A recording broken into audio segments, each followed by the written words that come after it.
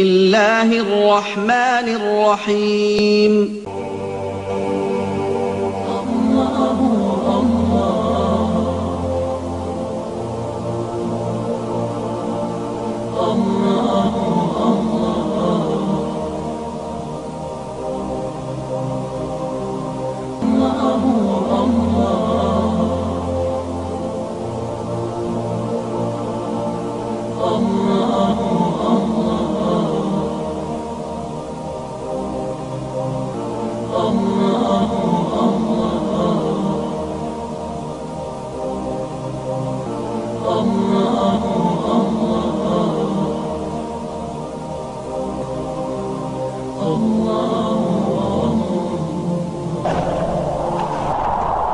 بسم اللہ الرحمن الرحیم اللہ کے نام سے شروع جو نہایت مہربان رحمت والا۔ اولئک کتب فی قلوبہم الایمان وأیدہم بروح منہ ويدخلهم جنات تجري من تحتها الأنهار خالدين فيها رضي الله عنهم ورضوا عنه۔ یہ ہیں جن کے دلوں میں اللہ نے ایمان نقش فرما دیا اور اپنی طرف کی روح سے ان کی مدد کی، اور انہیں باغوں میں لے جائے گا جن کے نیچے نہریں بہیں، ان میں ہمیشہ رہیں۔ اللہ ان سے راضی اور وہ اللہ سے راضی۔ یہ اللہ کی جماعت ہے، سنتا ہے، اللہ ہی کی جماعت کامیاب ہے۔ شیطان الرجیم، بسم اللہ الرحمن الرحیم۔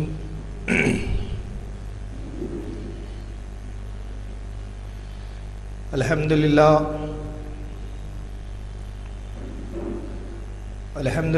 الذی فضل علی سیدنا و مولانا محمد صلی اللہ علیہ وسلم علی العالمین جميعا۔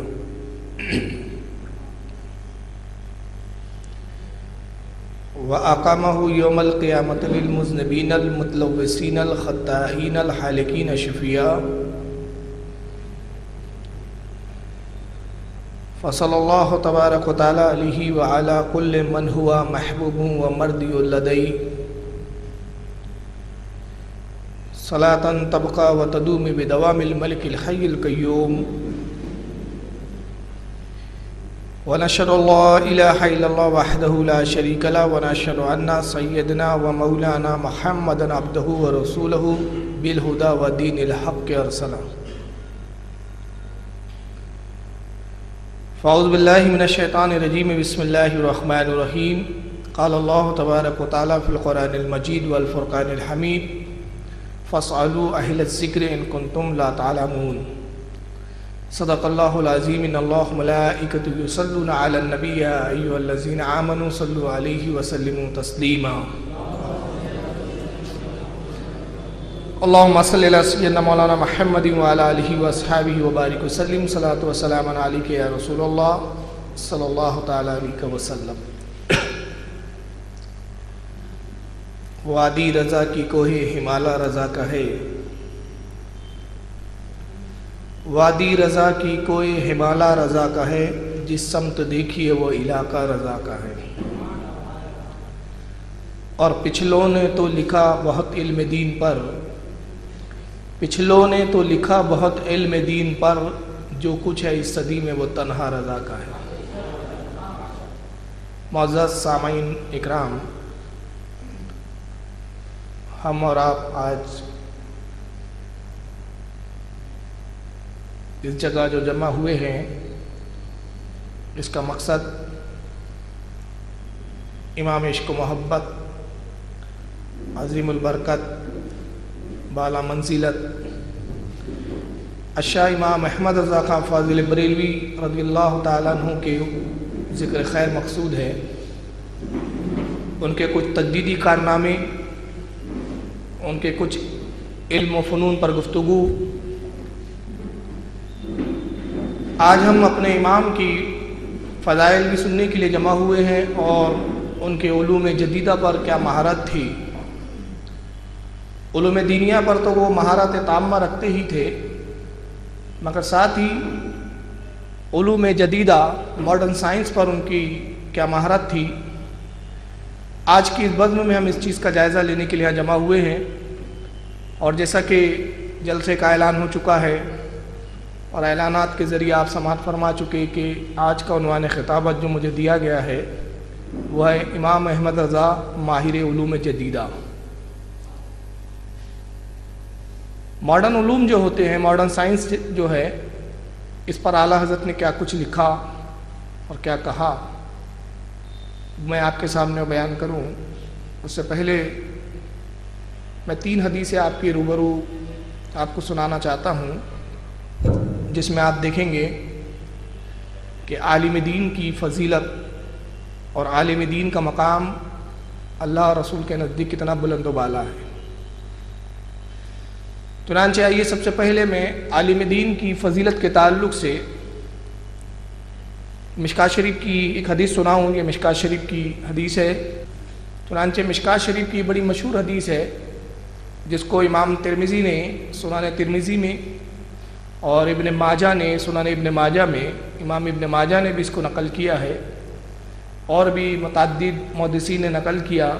چنانچہ صاحب مشکوٰۃ ترمذی اور ابن ماجہ کی حوالے سے حدیث پاک کو نقل کرتے ہیں۔ یہ مشکوٰۃ شریف کی جلد اول اور اس کا باب ہے، علم کے بیان میں یہ باب ہے، کتاب العلم کی حدیث ہے۔ چنانچہ حدیث نمبر 205 پہ حضرت صاحب مشکوٰۃ کہتے ہیں کہ عن ابن عباس، حضرت ابن عباس رضی اللہ تعالیٰ عنہ سے روایت ہے، قال، وہ کہتے ہیں، قال رسول اللہ صلی اللہ علیہ وسلم، کہ اللہ کے نبی نے ارشاد فرمایا، فقیہ واحد اشد علی الشیطان من 1000 عابد۔ اللہ کے نبی نے فرمایا کہ لوگوں، میری امت کا جو ایک عالم ہوتا ہے، ایک فقیہ ہوتا ہے، اس کی فضیلت ایسی ہے کہ وہ عابد کے مقابلے میں شیطان پر 1000 درجے 1000 عابدوں سے زیادہ بھاری ہوتا ہے۔ یعنی شیطان جتنا 1000 عابدوں سے نہیں ڈرتا، اس کے مقابلے میں وہ ایک عالم سے اتنا زیادہ ڈرتا ہے۔ یہ 1000 عابد مل کر شیطان کے مکر و فریب کا وہ سدباب نہیں کر سکتے جو میری امت کا ایک عالم کرتا ہے۔ دوسرے لفظوں میں اللہ کے نبی صلی اللہ علیہ وسلم ارشاد فرما رہے ہیں کہ میری امت کے 1000 عابد ایک طرف ہوں کہ جو دن رات عبادت کرتے ہو، اور دوسری طرف میری امت کا ایک عالم دین ہو، تو میری امت کے عالم کو ایسی فضیلت حاصل ہے جو 1000 عابدوں پر بھاری ہوتی ہے۔ تو یہ عالم کی فضیلت کی ایک حدیث۔ اس کے علاوہ آئیے، یہ بخاری شریف کی حدیث ہے، اور امام بخاری نے اس کو جلد اول میں کتاب العلم میں اس حدیث کو بیان کیا ہے۔ چنانچہ امام بخاری رضی اللہ تعالیٰ عنہ اس کو اپنے باب کتاب العلم کے تحت حدیث لاتے ہیں، اور اس کا باب نمبر 55 ہے اور حدیث نمبر 71 ہے۔ چنانچہ سیدنا امام بخاری رضی اللہ تعالیٰ عنہ پوری سند کے ساتھ حدیث بیان کرتے ہوئے فرماتے ہیں، قال حمید ابن عبد الرحمن، حمید ابن عبد الرحمن نے کہا، سمیعت معاویہ خطیبہ، وہ کہتے ہیں کہ میں نے امیر معاویہ رضی اللہ تعالیٰ عنہ کو خطبہ ارشاد فرماتے ہوئے سنا، تقریر کرتے ہوئے سنا، کہ وہ اپنے خطبے میں اپنی تقریر میں کہہ رہے تھے، یقولو، کہ انہوں نے کہا، سمیعت النبی صلی اللہ علیہ وسلم، حضرت امیر معاویہ نے کہا کہ لوگوں، میں نے اللہ کے نبی صلی اللہ علیہ وسلم سے سنا کہ نبی پاک نے ارشاد فرمایا، من یرید اللہ بہ خیرا یفقہہ فی الدین۔ اللہ کے نبی نے ارشاد فرمایا کہ اللہ تعالیٰ جب کسی سے بھلائی کا ارادہ چاہتا ہے، اللہ تعالیٰ کسی سے کو پسند فرما لیتا ہے، کسی سے بھلائی چاہتا ہے، تو اللہ کے نبی فرماتے ہیں کہ اس شخص کو اللہ تعالیٰ امت میں فقیہ بنا دیتا ہے۔ فقیہ مطلب جلیل و قدر عالم بنا دیتا ہے، ایسا عالم کہ جو علم کی گہرائیوں میں سوچتا ہے اور علم کے نئے نئے گوشے لوگوں کے سامنے پیش کرتا ہے، فقیہ بنا دیتا ہے۔ اور اس کے بعد پھر اللہ کے نبی کہتے ہیں، وَإِنَّمَا أَنَا قَاسِمٌ وَاللَّهُ يُؤْتِي، اور میں بانٹنے والا ہوں اور اللہ خزانوں کا مالک ہے۔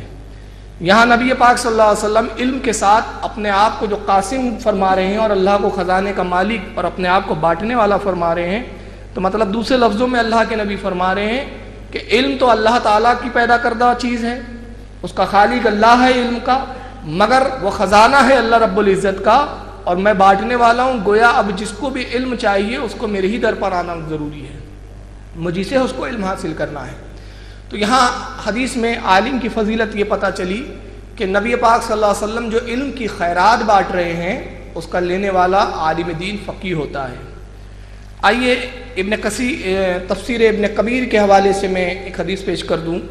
علامہ فخر الدین رازی رحمۃ اللہ تعالیٰ علیہ جو بہت جلیل و قدر مفسر ہے، قرآن شریف کی تفسیر فرمائی انہوں نے، حضرت امام فخر الدین رازی نے حدیث پاک نقل کی کہ نبی پاک صلی اللہ علیہ وسلم ارشاد فرماتے ہیں نوم العالم عبادت، اللہ کے نبی نے فرمایا کہ عالم کا سونا بھی عبادت ہے، اور دوسری حدیث میں ہے کہ عالم جب سوتا ہے تو وہ بھی اس کی عبادت ہے، اور عابد بغیر علم کے جو عبادت کرتا ہے اس کی عبادت کوئی کام کی نہیں ہوتی۔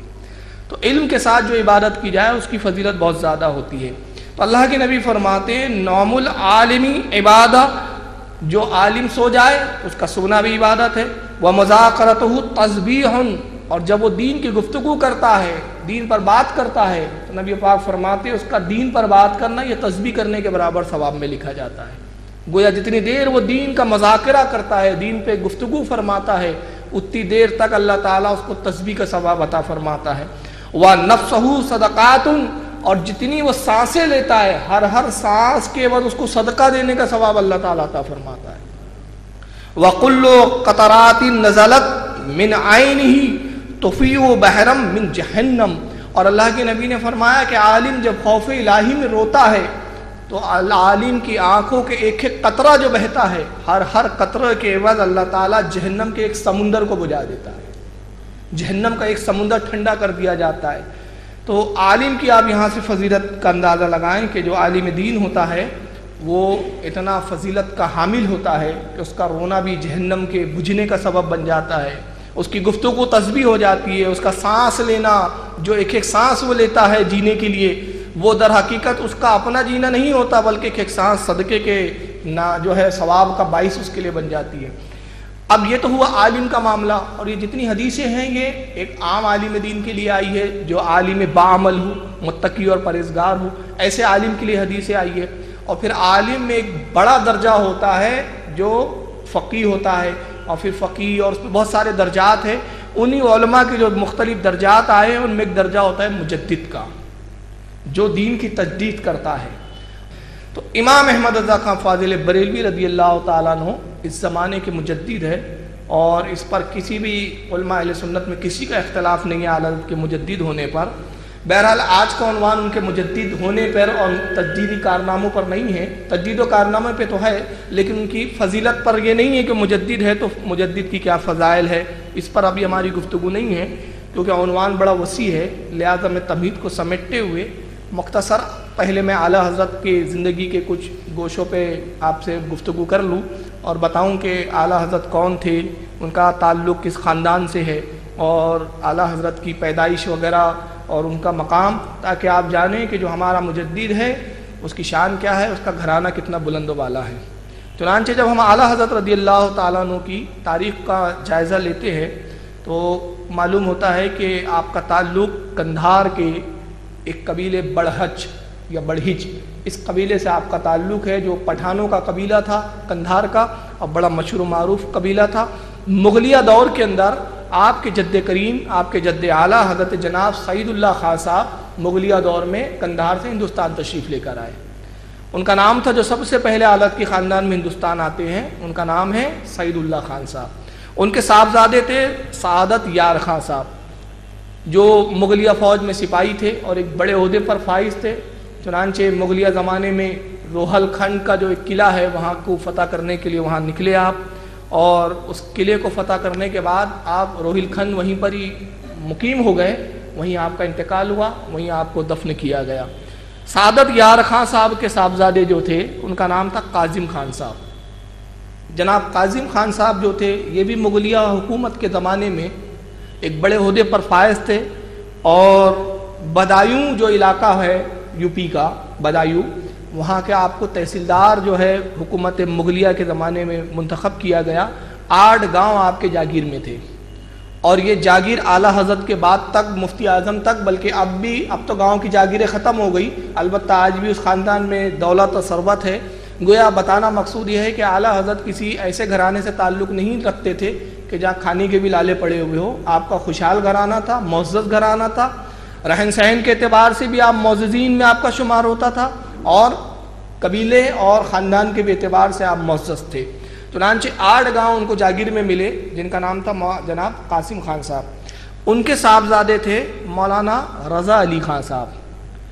اب یہ رضا علی خان صاحب یہی ہے اعلیٰ حضرت کے دادا۔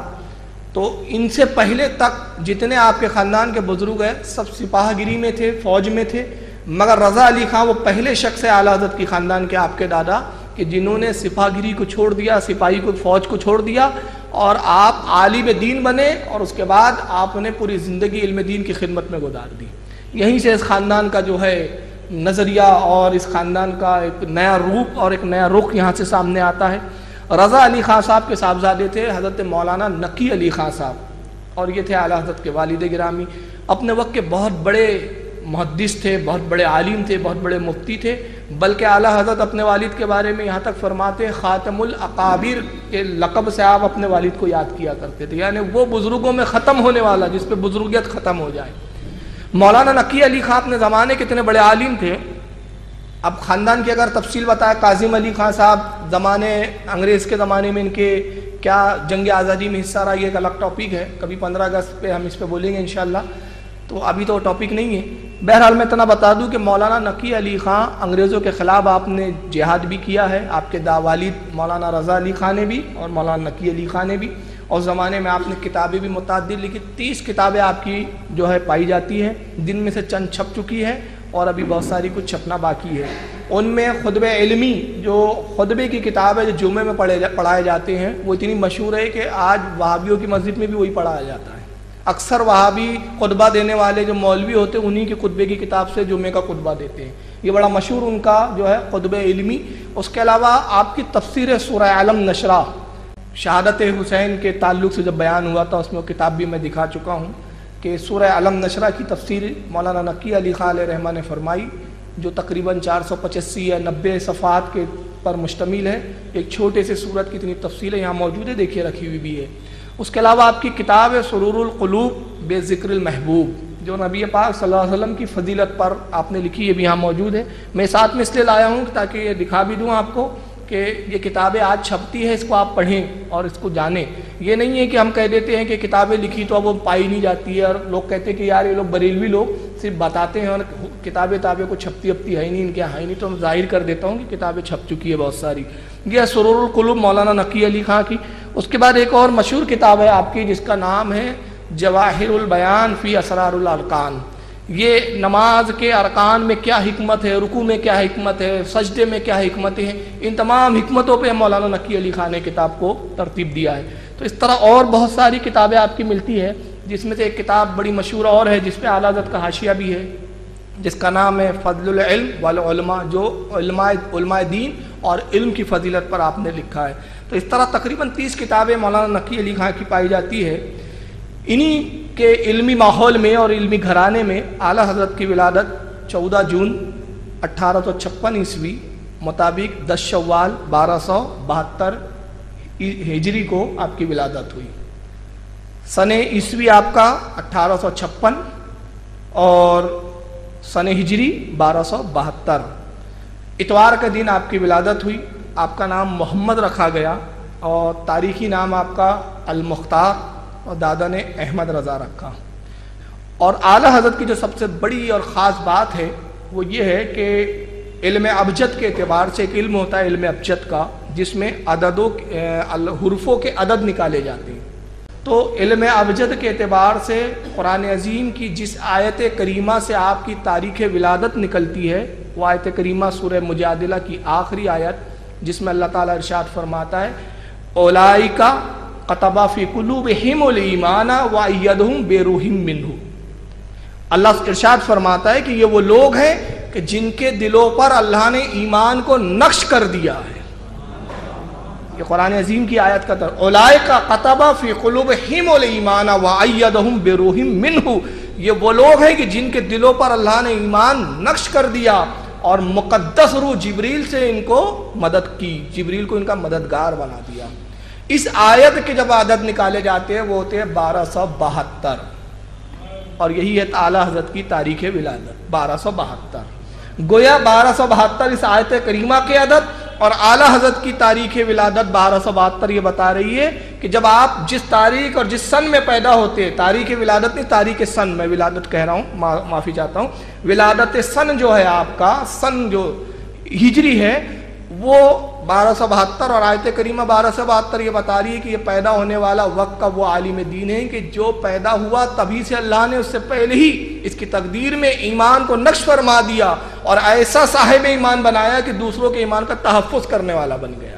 کروڑوں قیامت تک کے ایمان کے جو ہے ڈاکو سے مسلمانوں کے ایمان کا اس نے تحفظ کر دیا. تو یہ اعلیٰ حضرت کی ایک فضیلت ہے.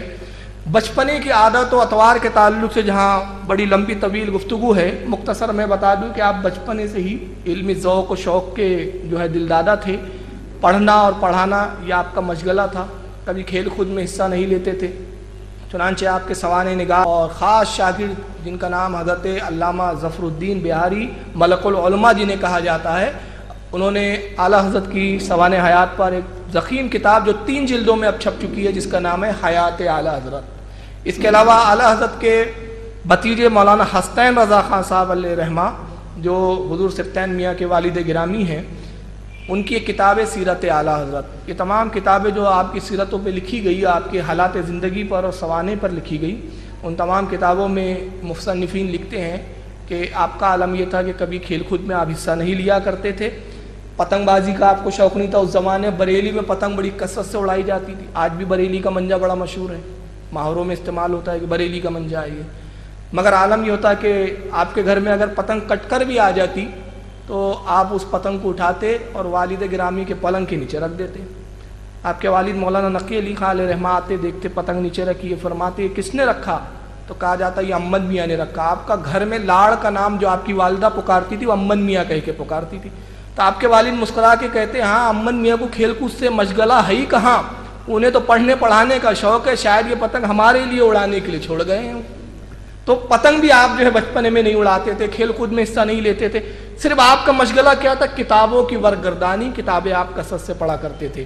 اور عالم یہ تھا بچپنے میں ہی جب آپ اپنے استاد سے پڑھ رہے تھے، تقریباً 3-3.5 سال کی عمر ہوں گی اعلیٰ حضرت کی، تو استاد محترم بچوں کو پڑھا رہے ہیں کہ تب یہ ایک بچے کا جو ہے داخلہ ہوتا ہے، اندر بچہ آتا ہے. تو بچے نے سلام کیا، السلام علیکم. تو زمانے میں ایک لکھنوی تہذیب بڑی غالب تھی جس کو لکھنوی تہذیب کہتے تھے. حالانکہ لکھنوی تہذیب کیا، وہ اسلام کی تہذیب کے خلاف تہذیب تھی. تو اس میں جو انداز ہوتا تھا آداب، یہ سلام کیجیے. اور آج میں ایک بات بتاؤں آپ کو کہ ہم نے اسلام کی تہذیب چھوڑ کے ہم بھی اپنی نئی نئی تہذیبیں بنا رہے. اب ایک نیا لایا ہے ہم نے، السلام علیکم. یہ تو رسول اللہ کی سنت ہے اور اللہ کے نبی نے ارشاد فرمایا کہ جب بندہ ایک مسلمان دوسرے مسلمان کو کہتا ہے السلام علیکم تو اللہ تعالیٰ 10 نیکیاں عطا فرماتا ہے، اور جو جواب دیتا ہے اس کو 1 نیکی عطا فرماتا ہے. اور یہ نبی پاک کی سنت ہے، یہ مصنون ہے. ہم نے مصنون چیز کو چھوڑا اور اپنی طرف سے خدا حافظ ایک نیا چیز لا دیا، جبکہ اس کی اسلام میں کوئی اصل نہیں ہے. تو اس سے بچنا چاہیے. یہ سب جو ہے مطلب فیشن کا معاملہ آ گیا ہے آج کل. تو خدا حافظ یہ سلام نہیں ہے، بلکہ مصنون سلام کیا ہے، سنت کیا ہے جس پہ ثواب کا وعدہ کیا گیا ہے، وہ السلام علیکم. تو استاد کو جب وہ بچے نے سلام کیا السلام علیکم، تو لکھنوی تہذیب کے ماحول کا اس وقت حالت تھی، تو جواب استاد نے فرمایا جیتے رہو. تو اعلیٰ حضرت استاد سے عرض کرتے ہیں، چھوٹی سی عمر ہے، ننھی سی عمر میں کہتے ہیں حضور یہ تو جواب نہ ہوا سلام کا. تو استاد نے کہا پھر اس کا جواب کیا ہے؟ کہا اس کا جواب وعلیکم السلام ہے. جیتے رہو یہ کون سا جواب ہے؟ استاد نے اعلیٰ حضرت کی پیشانی کو بوسہ دیا، کہا صاحبزادے آپ ہمیں نہیں سکھاتے ہیں، ہم آپ کو نہیں سکھاتے ہیں، بلکہ آپ ہماری اصلاح کرتے ہیں. تو یہ بچپنے کا عالم تھا اعلیٰ حضرت کا کہ بچپنے میں بھی آپ جو غیر مصنون چیزیں آپ کی نگاہوں کے سامنے آتی، غیر شرعی چیزیں آتی، تو آپ اس پہ فوراً تنبیہ فرمایا دیا کرتے، چاہے وہ استاد ہو، چاہے عام لوگ ہو یا آپ کے ساتھی ہو. تو یہ اعلیٰ حضرت کی مطلب جو ہے ایک عادت ثانیہ تھی اصلاح کرنا. گویا قدرت نہیں عادت ثانیہ بنا دی تھی کہ اصلاح معاشرہ. اعلیٰ حضرت نے ابتدائی تعلیم گھر پر ہی حاصل کی. اپنے والد گرامی سے سب سے پہلے انہوں نے پڑھا، اور زیادہ تر کتابیں اعلیٰ حضرت نے اپنے والد سے ہی پڑھی. اور کتنے علوم پر آپ کو مہارت تھی میں بھی اعلیٰ حضرت کی ہی جملوں میں بتاؤں گا.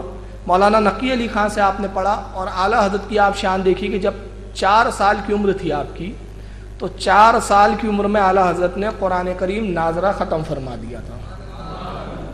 اور اس کے بعد 6 سال کی جب عمر ہوئی آپ کی، 6 سال کا بچہ ہمارے یہاں بات بھی نہیں کر پاتا ڈھنگ سے، مگر اعلیٰ حضرت کی شان یہ ہے کہ 6 سال کی عمر میں جشن عید میلاد النبی کے موقع پر 2.25 گھنٹے رسول اللہ کی سیرت اور فضیلت پر آپ نے تقریر فرمائی۔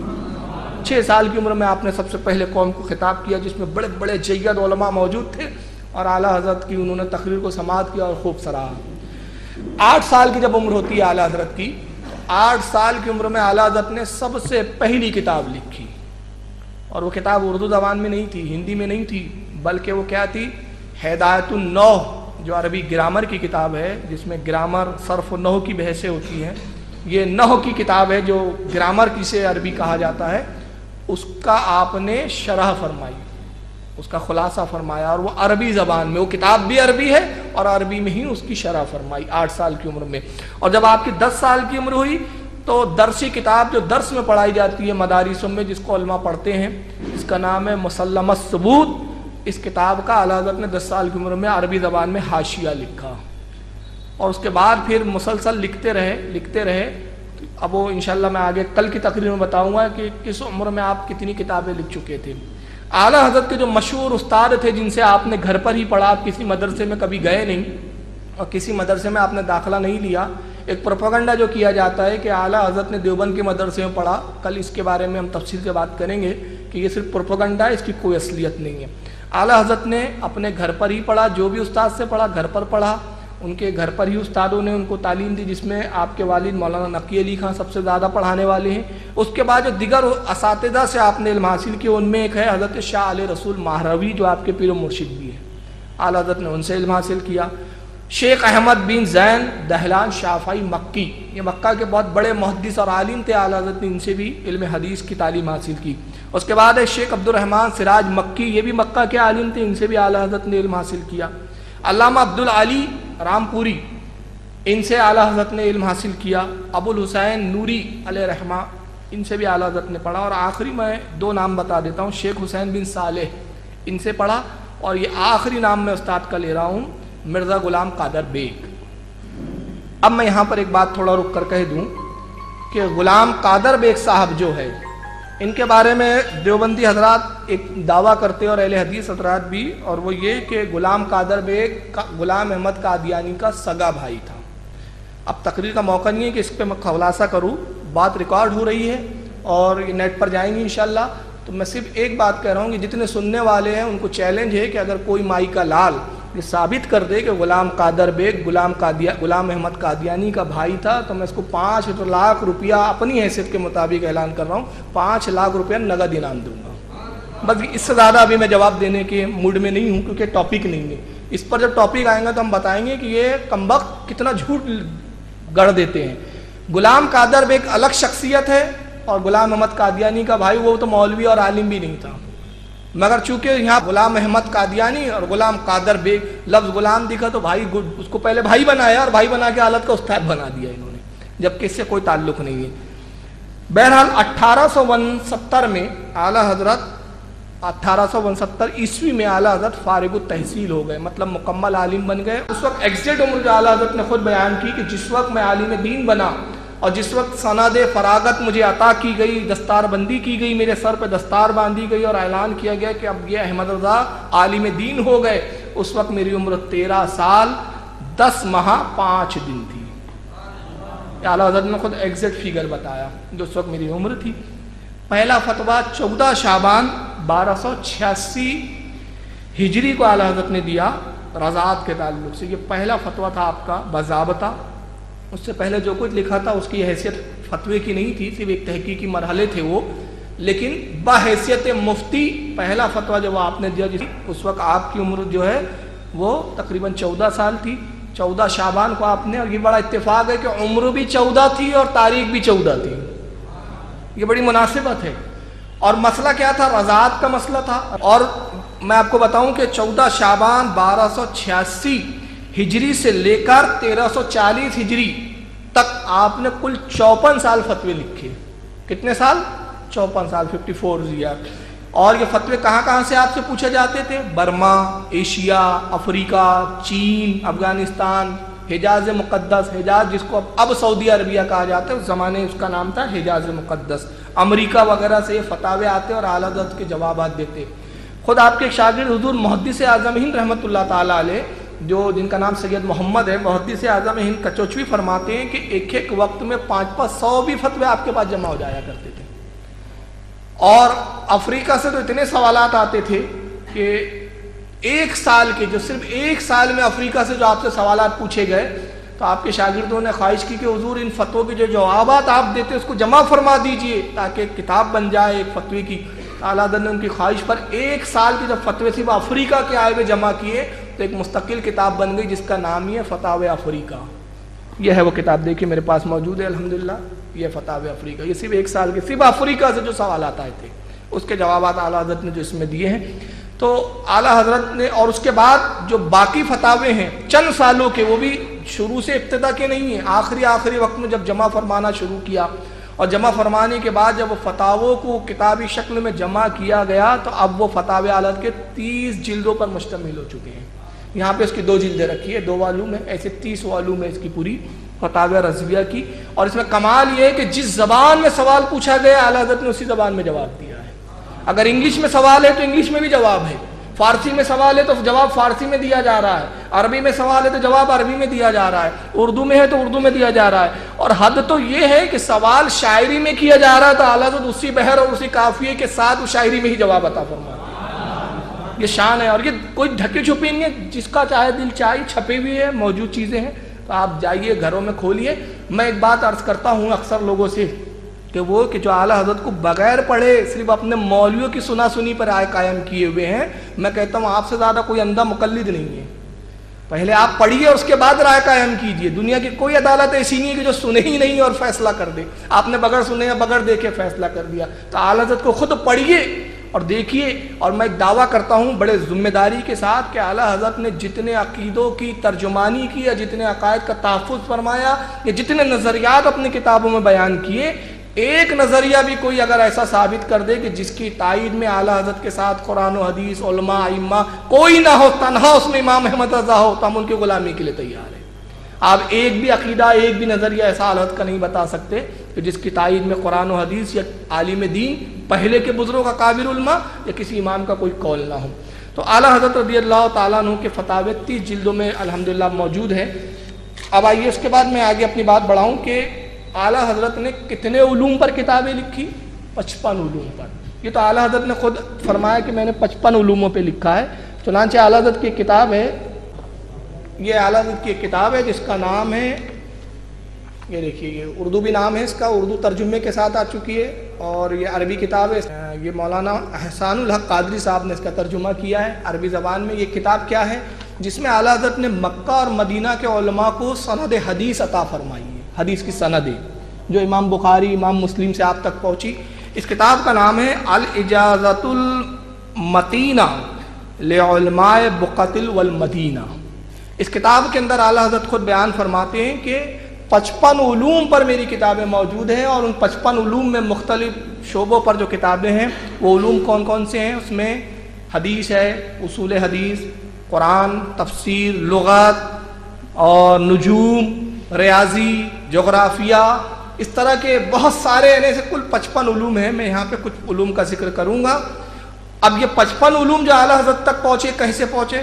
آپ اس کتاب میں خود فرماتے کہ 21 علوم وہ ہے جو میں نے اپنے والد سے حاصل کی، اپنے والد سے میں نے اس کو پڑھا ہے، اور 24 وہ ہے جو دوسرے استادوں سے لیا ہے، اور 10 وہ ہے کہ جو میں نے کسی سے پڑھا ہی نہیں۔ اللہ کے رسول کے فضل و کرم سے بارگاہ نبی پاک صلی اللہ علیہ وسلم سے وہ علم مجھے عطا کر دیے گئے ہیں۔ 10 علوم وہ ہے۔ اب آئیے ٹاپک کے حساب سے، میں یہ بڑی لمبی تمہید ہو گئی، ٹاپک تو جدید علوم ہے، تو آج ہم اس پر نہیں بات کر رہے ہیں کہ اعلیٰ حضرت علم حدیث میں کتنی مہارت رکھتے تھے، علم فقہ پہ کیا مہارت تھی۔ آج تو ہمیں یہ دیکھنا ہے کہ اعلیٰ حضرت اپنے وقت کے بہت بڑے سائنسداں بھی تھے، بہت بڑے مفکر بھی تھے، بہت بڑے مدبر بھی تھے، بہت بڑے اپنے وقت کے طبیب بھی تھے۔ چنانچہ اعلیٰ حضرت نے جو ماڈرن علوم پر جو کتابیں لکھی، تو وہ کتابوں کے وجود ایسے ہوئی کہ جہاں پر ماڈرن علوم کے پڑھنے اور پڑھانے والوں کی بات رک جاتی، یا سمجھ سے ان کے معاملہ ختم ہو جاتا، یا جہاں ان کی سمجھ ختم ہو جاتی، وہاں سے اعلیٰ حضرت کے علم کی ابتدا ہوتی ہے۔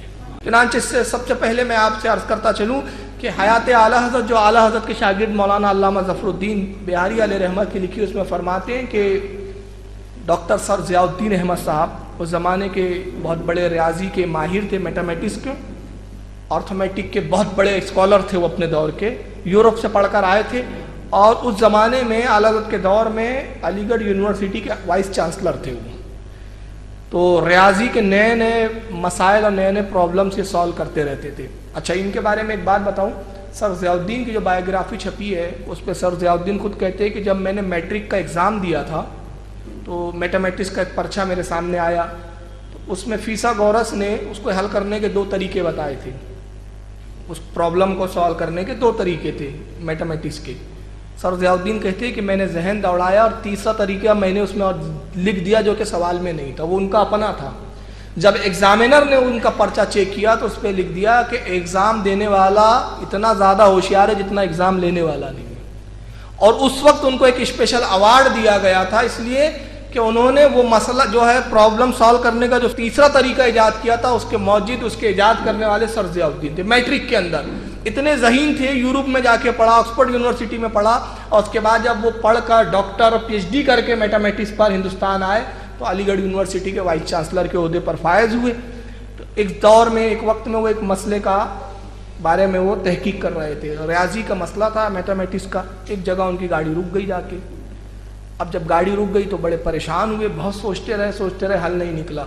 چنانچہ انہوں نے اس پرابلم کو اخباروں میں شائع کر دیا اور اعلان کیا کہ اس پرابلم کو میتھمیٹکس کے جو ماہرین ہیں ان سے گزارش ہے کہ اس کو حل کریں. مگر کچھ دن گزر گئے، کسی نے بھی اس پر کوئی جواب نہیں بھیجا. بہت لوگوں نے کوشش کی لیکن جواب کسی کے سمجھ میں نہیں آیا. آخر میں یہ ہوا کہ سر ضیاء الدین صاحب نے طے کیا کہ میں جرمن جاؤں گا، کہ جرمن میں اس فن کے بہت بڑے بڑے ماہر ہیں جو میتھمیٹکس کے ریاضی کے بہت جاننے والے ہیں، ان کے سامنے پرابلم رکھوں گا. اور وہاں میتھمیٹکس کے ماہرین کے ایک سیمینار ہونے والا تھا. تو علی گڑھ یونیورسٹی میں شعبہ دینیات کا بھی ایک سبجیکٹ ہوتا تھا، عربی بھی ہے. اس کے جو ناظم تھے، اس کے جو چیف تھے، ان کا نام تھا سید سلیمان اشرف قادری رضوی صاحب، اور یہ تھے اعلیٰ حضرت کے مرید. اعلیٰ حضرت کے مرید تھے اور علی گڑھ یونیورسٹی کے پروفیسر تھے، اور ان کی سر ضیاء الدین احمد صاحب سے دوستانہ تعلقات بھی تھے، اور یہ تو وائس چانسلر تھے تو کام پڑتا تھا ان سے. جب ان کو پتہ چلا کہ سر ضیاء الدین صاحب، سر کا خطاب بھی تھا ان کو، اور یہ بہت بڑا عہدہ ہوتا تھا اس وقت، بہت بڑا خطاب ہوتا تھا، یہ جرمن جانے والے، تو انہوں نے کہا کہ آپ جرمن کیوں چلتے ہیں، چلیے میرے پیر و مرشد کی بارگاہ میں ان کا حل نکل آئے گا. تو انہوں نے کہا میاں یہ کوئی جو مسئلہ ہے یہ کوئی علم دین کا نہیں ہے، یہ حدیث اور قرآن کا مسئلہ نہیں ہے، یہ میتھمیٹکس کا مسئلہ ہے، علم ریاضی کا مسئلہ ہے، اور اس کو ایک مولوی کیا سمجھ سکے. کہا آپ چلیے. تو جب آپ جرمن جانے کے لیے تیار ہیں تو بریلی تو بہت قریب ہے. جب بہت اصرار کیا تو نتیجہ یہ ہوا کہ ان کے کہنے پر، سید سلیمان اشرف صاحب کی ضد کرنے پر، یہ بریلی جانے کے لیے تیار ہو گئے. بریلی شریف پہنچے تو اذان ہو رہی تھی، نماز کا وقت ہو چکا تھا. اعلیٰ حضرت اپنی مسجد میں نماز کے لیے تشریف لا چکے تھے. سر ضیاء الدین صاحب سے ملاقات ہوئی اور عصر کا وقت تھا. اعلیٰ حضرت نے سنت ادا کی اور بیٹھ گئے. سر ضیاء الدین صاحب قریب پہنچے، سلام کیا، اور نماز میں، فرض نماز میں بھی وقت تھا. تو سید سلیمان اشرف جو آپ کے مرید تھے اور خلیفہ بھی تھے، انہوں نے کہا حضور یہ ایک مسئلے کے لیے آئے ہیں، نماز کے بعد ملاقات کریں گے، حضور وقت عطا فرما دیجیے. حضرت نے فرمایا کیا مسئلہ ہے؟ تو کہتے حضور مسئلہ بڑا پیچیدہ ہے، بڑے بڑے میتھمیٹکس کے ماہرین اس کو حل نہ کر سکے، تو اطمینان سے آپ اس کو دیکھیں، غور کریں، اس کے بعد پھر کچھ دن آپ چاہیں تو لے لیں اور آپ پھر اس کو حل کر کے بتا دیں. حضرت فرماتے ہیں کہ آپ تھوڑا سرسری تو بتائیے. کہا حضور ایسا مسئلہ ہے نہیں کہ میں فی البدیہہ سرسری بتا دوں. اللہ نے کہا کہ ابھی نماز فرض کے لیے وقت ہے، کچھ تو بتا ہی دیجیے. تو نے کہا اچھا ٹھیک ہے حضرت. انہوں نے کاغذ نکالی، اپنی جیب سے نکالا، پہ قلم نکالی اور اس کے بعد مسئلہ لکھنے لگے. کہا کہ یہ ایسا ایسا پرابلم ہے اور یہاں میں جا کے رک گیا ہوں، اس کے آگے مجھے نہیں سوجھ رہا ہے. اعلیٰ حضرت انہی سے قلم لیتے ہیں اور اس کے بعد فی البدیہہ فوراً وہاں پر آپ اس کا حل لکھ دیتے ہیں. فرماتے ہیں یہ لیجئے صاحب، یہ آپ کا حل ہے. سر ضیاء الدین نے جیسے دیکھا چونک گئے، حیرت زدہ رہ گئے، بے ساختہ. فرماتے کہ آج تک علم لدنی کا میں نے سنا تھا، آج اپنی آنکھوں سے دیکھ لیا ہے. علم لدنی کیا ہوتا ہے؟ یہ وہ علم جو اللہ کی جانب، من جانب اللہ عطا کیا جاتا ہے، کسی کو پڑھایا اور سکھایا نہیں جا سکتا. یہ وہ علم ہے جو من جانب اللہ کی جانب سے عطا ہوا. تو میں نے تو سنا تھا کہ بزرگان دین کو، اولیاء کو اور انبیاء کو علم لدنی عطا ہوتا ہے، صرف سنتا آیا تھا، آج اپنی آنکھوں سے دیکھ لیا ہے. اور اس کے بعد سر ضیاء الدین نے ایک بات کہی جو سنہری حروفوں سے لکھے جانے کے قابل ہے. تو وہ کہتے ہیں کہ حضرت فیسا غورس اگر آج زندہ ہوتا اور آپ کی علم ریاضی اور میتھمیٹکس پہ مہارت دیکھتا تو آپ کی شاگردی پہ فخر کرتا. اعلیٰ حضرت نے اپنی کچھ کتابیں میتھمیٹکس پہ جو لکھی تھی ان کو بتائی تو حیرت زدہ رہ گئے سر ضیاء الدین اور کہتے حضور آپ نے کس یونیورسٹی سے پڑھا ہے؟ تعالیٰ فرماتے ہیں یونیورسٹی، ہم نے تو یونیورسٹی کیا اسکول کی بھی شکل و صورت نہیں دیکھی. جب میں اپنے والد سے پڑھتا تھا تو والد صاحب نے کہا کہ جمع وضع مائنس ملٹی پلائی یہ پڑھاتے تھے اور میرے والد گرامی فرماتے تھے اس پہ زیادہ محنت کرنے کی ضرورت نہیں ہے، تمہیں تو علم حدیث علم تفسیر پہ زیادہ محنت کرنی چاہیے. یہ وضع تقسیم کے جو مسئلے ہیں یہ بس یوں تھوڑا بہت پڑھ لو، اللہ نے چاہا تو اپنے حبیب کے صدقے میں بارگاہ رسول سے تمہیں خود علم عطا کر دیا جائے گا. میرے والد کا صحیح ہوا کہا اور یہ جو کچھ آپ دیکھ رہے ہیں یہ سب رسول اللہ کی عطا ہے. اعلیٰ حضرت نے چند کتابیں دکھائی، سر ضیاء الدین احمد بڑے متاثر ہوئے اور متاثر ہی نہیں ہوئے بلکہ اعلیٰ حضرت سے وہاں مرید ہو گئے. اعلیٰ حضرت نے اس فن پر جو کتابیں لکھی اس میں سے چند چھپی ہے جن میں سے دو یا تین میرے پاس ہیں، میں ان میں سے کچھ کے نام سنا دیتا ہوں. تقریباً اعلیٰ حضرت کی اس فن پر بہت ساری کتابیں ہیں اور اس کی تفصیلات علماء نے بیان کی ہے. ایک کتاب ہے اعلیٰ حضرت کی جو فارسی زبان میں اعلیٰ حضرت نے لکھا ہے میتھمیٹکس پر، اس کا نام ہے المانی والمجلی، فارسی زبان میں ہے. دوسرا رسالہ ہے رسالہ در علم مثلث اور تیسرا ایک رسالہ ہے زاویۃ و اختلاف المنظر. چوتھا ایک رسالہ ہے رسالہ در علم لاگرثم. لاگرثم جو ہوتا ہے یہ جو طلبہ میتھمیٹکس کے جانتے ہیں، آج تو لاگ جو ہے وہ ریڈی میڈ مل جاتا ہے مگر اعلیٰ حضرت کے زمانے میں ملتا نہیں. اعلیٰ حضرت وہ ہے کہ اتنے پوائنٹ کا اتنا لاگ کیوں کیسے آیا، اس پر بھی اعلیٰ حضرت نے اصول و ضابطے لکھے. فتاوی رضیہ وغیرہ میں بھی اس کے بہت سارے فتاوے مل جاتے ہیں. چنانچہ اعلیٰ حضرت کا عالم یہ تھا کہ آپ صرف دین ہی کے نہیں بلکہ دنیاوی علوم کے بھی ماہر نظر آتے ہیں، اور ایسے ماہر کہ جو علوم پر جس فن پر لوگ یورپ جا کے خاک چھانتے ہیں، اعلیٰ حضرت بریلی کی اپنی سرزمین پر اپنے کمرے میں بیٹھ کے اس علم پر وہ مہارتیں حاصل کرتے ہیں کہ ماہرین علوم کو کہنا پڑتا ہے کہ میتھمیٹکس پہ آپ کی وہ مہارت ہے کہ اگر آج فیسا غورث ہوتا تو آپ کی شاگردی پہ وہ فخر کرتا. یہ اعلیٰ حضرت کا علم و فنون تھا. اعلیٰ حضرت کا سائنس کے تعلق سے علم فلکیات جس کو ہم کہتے ہیں، جس میں سیاروں کا علم حاصل کیا جاتا ہے، ستاروں کی گردشوں پہ گفتگو کی جاتی ہے، اس پر بہت زیادہ مہارت تھی اعلیٰ حضرت کی. تو اس تعلق سے اعلیٰ حضرت کی چند کتابیں یہاں ہے. میں آپ کو بتاؤں کہ امریکی سائنسداں تھا اس زمانے میں جس کا نام تھا پروفیسر البرٹ ایف پورٹا. کیا نام تھا؟ Professor Albert F Porta. یہ امریکہ کا بہت مشہور سائنسداں تھا. مشیگن یونیورسٹی جو امریکہ کی ہے وہاں کا چیف تھا اس زمانے میں، اور بڑے بڑے سائنسداں اس زمانے میں اس کے شاگرد ہوا کرتے تھے، پڑھاتا تھا وہ یونیورسٹی میں. اس نے ایک پیشن گوئی کی اس زمانے میں جب اعلیٰ حضرت حیات تھے، ان کا ہم عصر ہی ہے. اس نے پیشن گوئی یہ کی کہ 17 دسمبر 1919 کو ڈیٹ کے ساتھ، جیسے آج بھی بہت سارے سائنسداں پیشن گوئیاں کرتے ہیں، کہتا 17 دسمبر 1919 کو سورج کے پاس کچھ سیارے جمع ہو جائیں گے اور سورج کی کشش اور ان سیاروں کی اپنی کچھ کششیں یہ سورج پر اثر انداز ہوں گی. نتیجہ یہ ہوگا کہ سورج میں بہت بڑا چھید ہو جائے گا، ہو سکتا ہے کہ کچھ اس کے اجزاء ٹوٹ کر گرے، اس سے دنیا کے یہ فلاں یہ ملک جو ہے وہ تباہ و برباد ہو جائیں گے. اس نے پیشن گوئی کی. جب اس نے پیشن گوئی کی اور اس کے دلائل دیے تو اس زمانے کے بہت سارے سائنسداں جو امریکہ کے تھے اس کا انہوں نے اس کی ہاں ملائی تاکہ یہ پیشن گوئی بالکل درست ہے اور یہ ہو کر رہنے والا ہے. اب نتیجہ یہ ہوا کہ اس وقت اخبارات میں خبر چھپی تو باقی پور جو انڈیا کا ایک شہر ہے وہاں سے ایک اخبار نکلتا تھا جس کا نام تھا ایکسپریس. وہ اخبار میں خبر چھپی. اعلیٰ حضرت اس اخبار کا مطالعہ بھی فرمایا کرتے تھے، جو اس بات کی دلیل ہے کہ حالات حاضرہ میں کیا ہو رہا ہے اس پر بھی امام کی نظر تھی. اور امام وہ ہوتا ہے کہ جو حالات حاضرہ کی گردشوں پہ نگاہیں رکھتا ہے. اب یہاں پر ایک سوال یہ پیدا ہوتا ہے کہ حالانکہ یہ دین کا تو مسئلہ تھا نہیں، مگر دیکھیے اعلیٰ حضرت کو اللہ تعالیٰ نے کیسا علوم عطا فرمایا تھا. جب اس نے 17 دسمبر 1919 اور ڈیٹ کے ساتھ کہا تو اعلیٰ حضرت کا خود اپنا ایک اخبار نکلتا تھا بریلی شریف سے جس کا نام تھا الرضا. اعلیٰ حضرت نے اپنے اخبار میں قسطوار اس کا رد لکھا اور رد کر کے وہ کتاب چھوٹی سی میرے پاس تھی، گم ہو گئی، لیکن وہ رسالہ فتاوی رضویہ میں ہے تو میں ابھی اس میں سے دکھا دوں گا آپ کو. وہ کتاب مستقل تھی مگر وہ پتہ نہیں کس نے چرا لیا ہے، لے کے گیا اللہ جانے، تو کتاب ہی نہیں ہے ابھی میرے پاس. لیکن بہرحال فتاوی رضویہ میں وہ رسالہ ہے تو اس میں بھی موجود ہے وہ چیز. تو فتاوی رضویہ میں بھی اس کو شامل کیا گیا. اس میں اعلیٰ حضرت نے باقاعدہ ڈائیگراموں سے بتایا کہ سورج کی کتنے ڈگری پہ اس وقت سورج ہوں گا اور دوسرے سیاروں کی کہاں کہاں کون کون سی پوزیشن ہوں گی, اور ایسا کوئی واقعہ ہونا ہی نہیں ہے.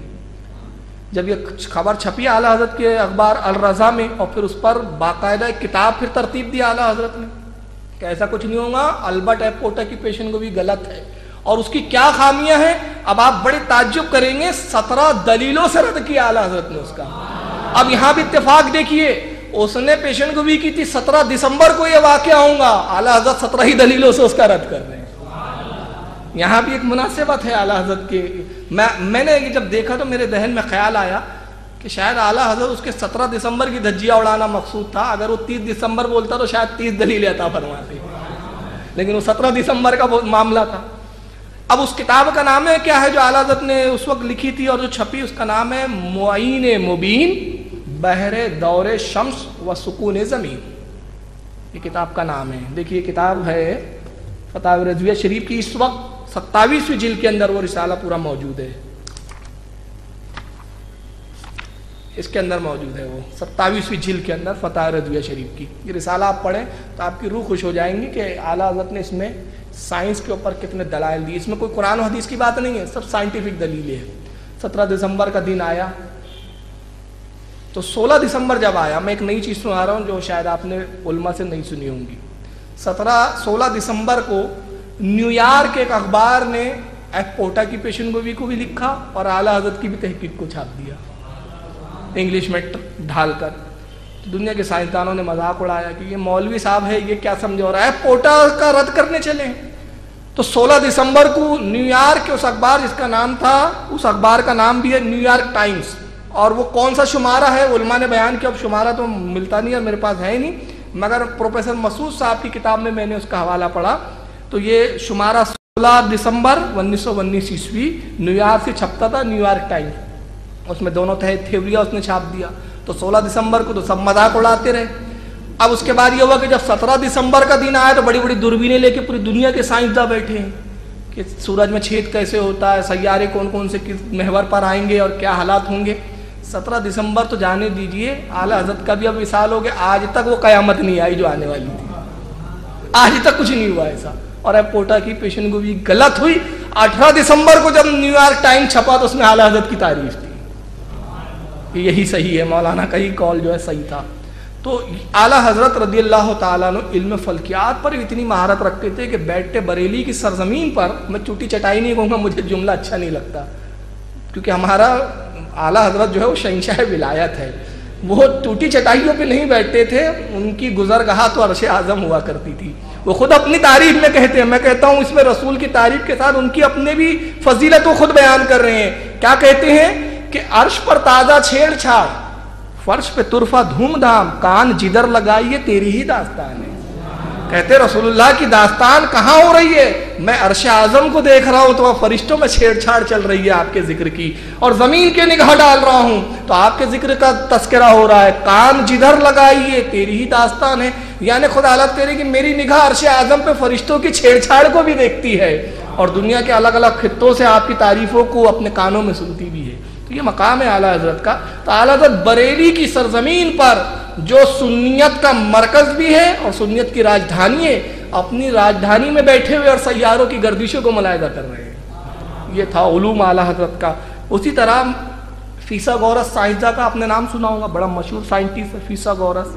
کون ہے جو نہیں جانتا, جو طالب علم ہے. فیثاغورس جو میتھمیٹکس آرتھمیٹک کا بہت بڑا اسکالر مانا جاتا ہے, بہت سارے اصول وہ ہے کہ اس کے بغیر میتھمیٹکس ہی نہیں چلتا.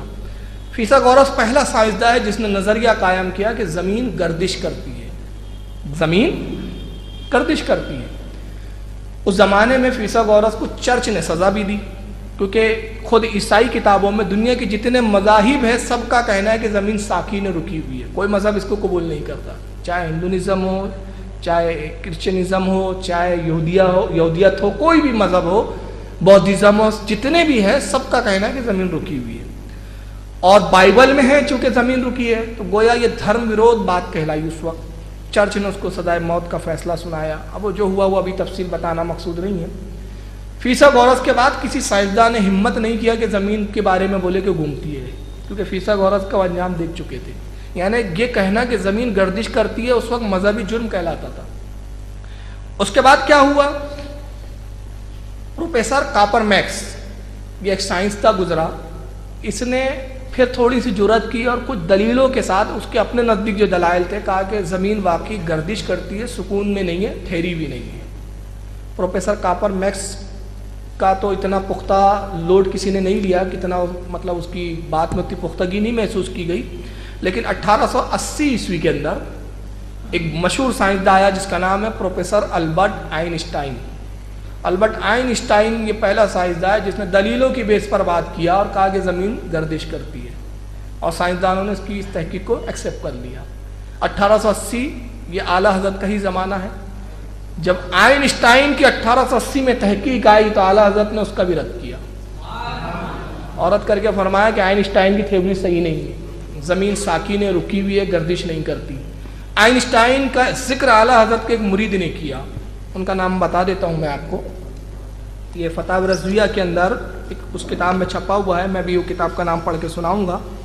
انہوں نے کہا حضور آئن اسٹائن نے پیشن گوئی کی ہے اور کہا ہے، پیشن گوئی نہیں کی مطلب اس نے ایک تھیوری دی ہے، اور وہ تھیوری یہ ہے کہ زمین گردش کرتی ہے.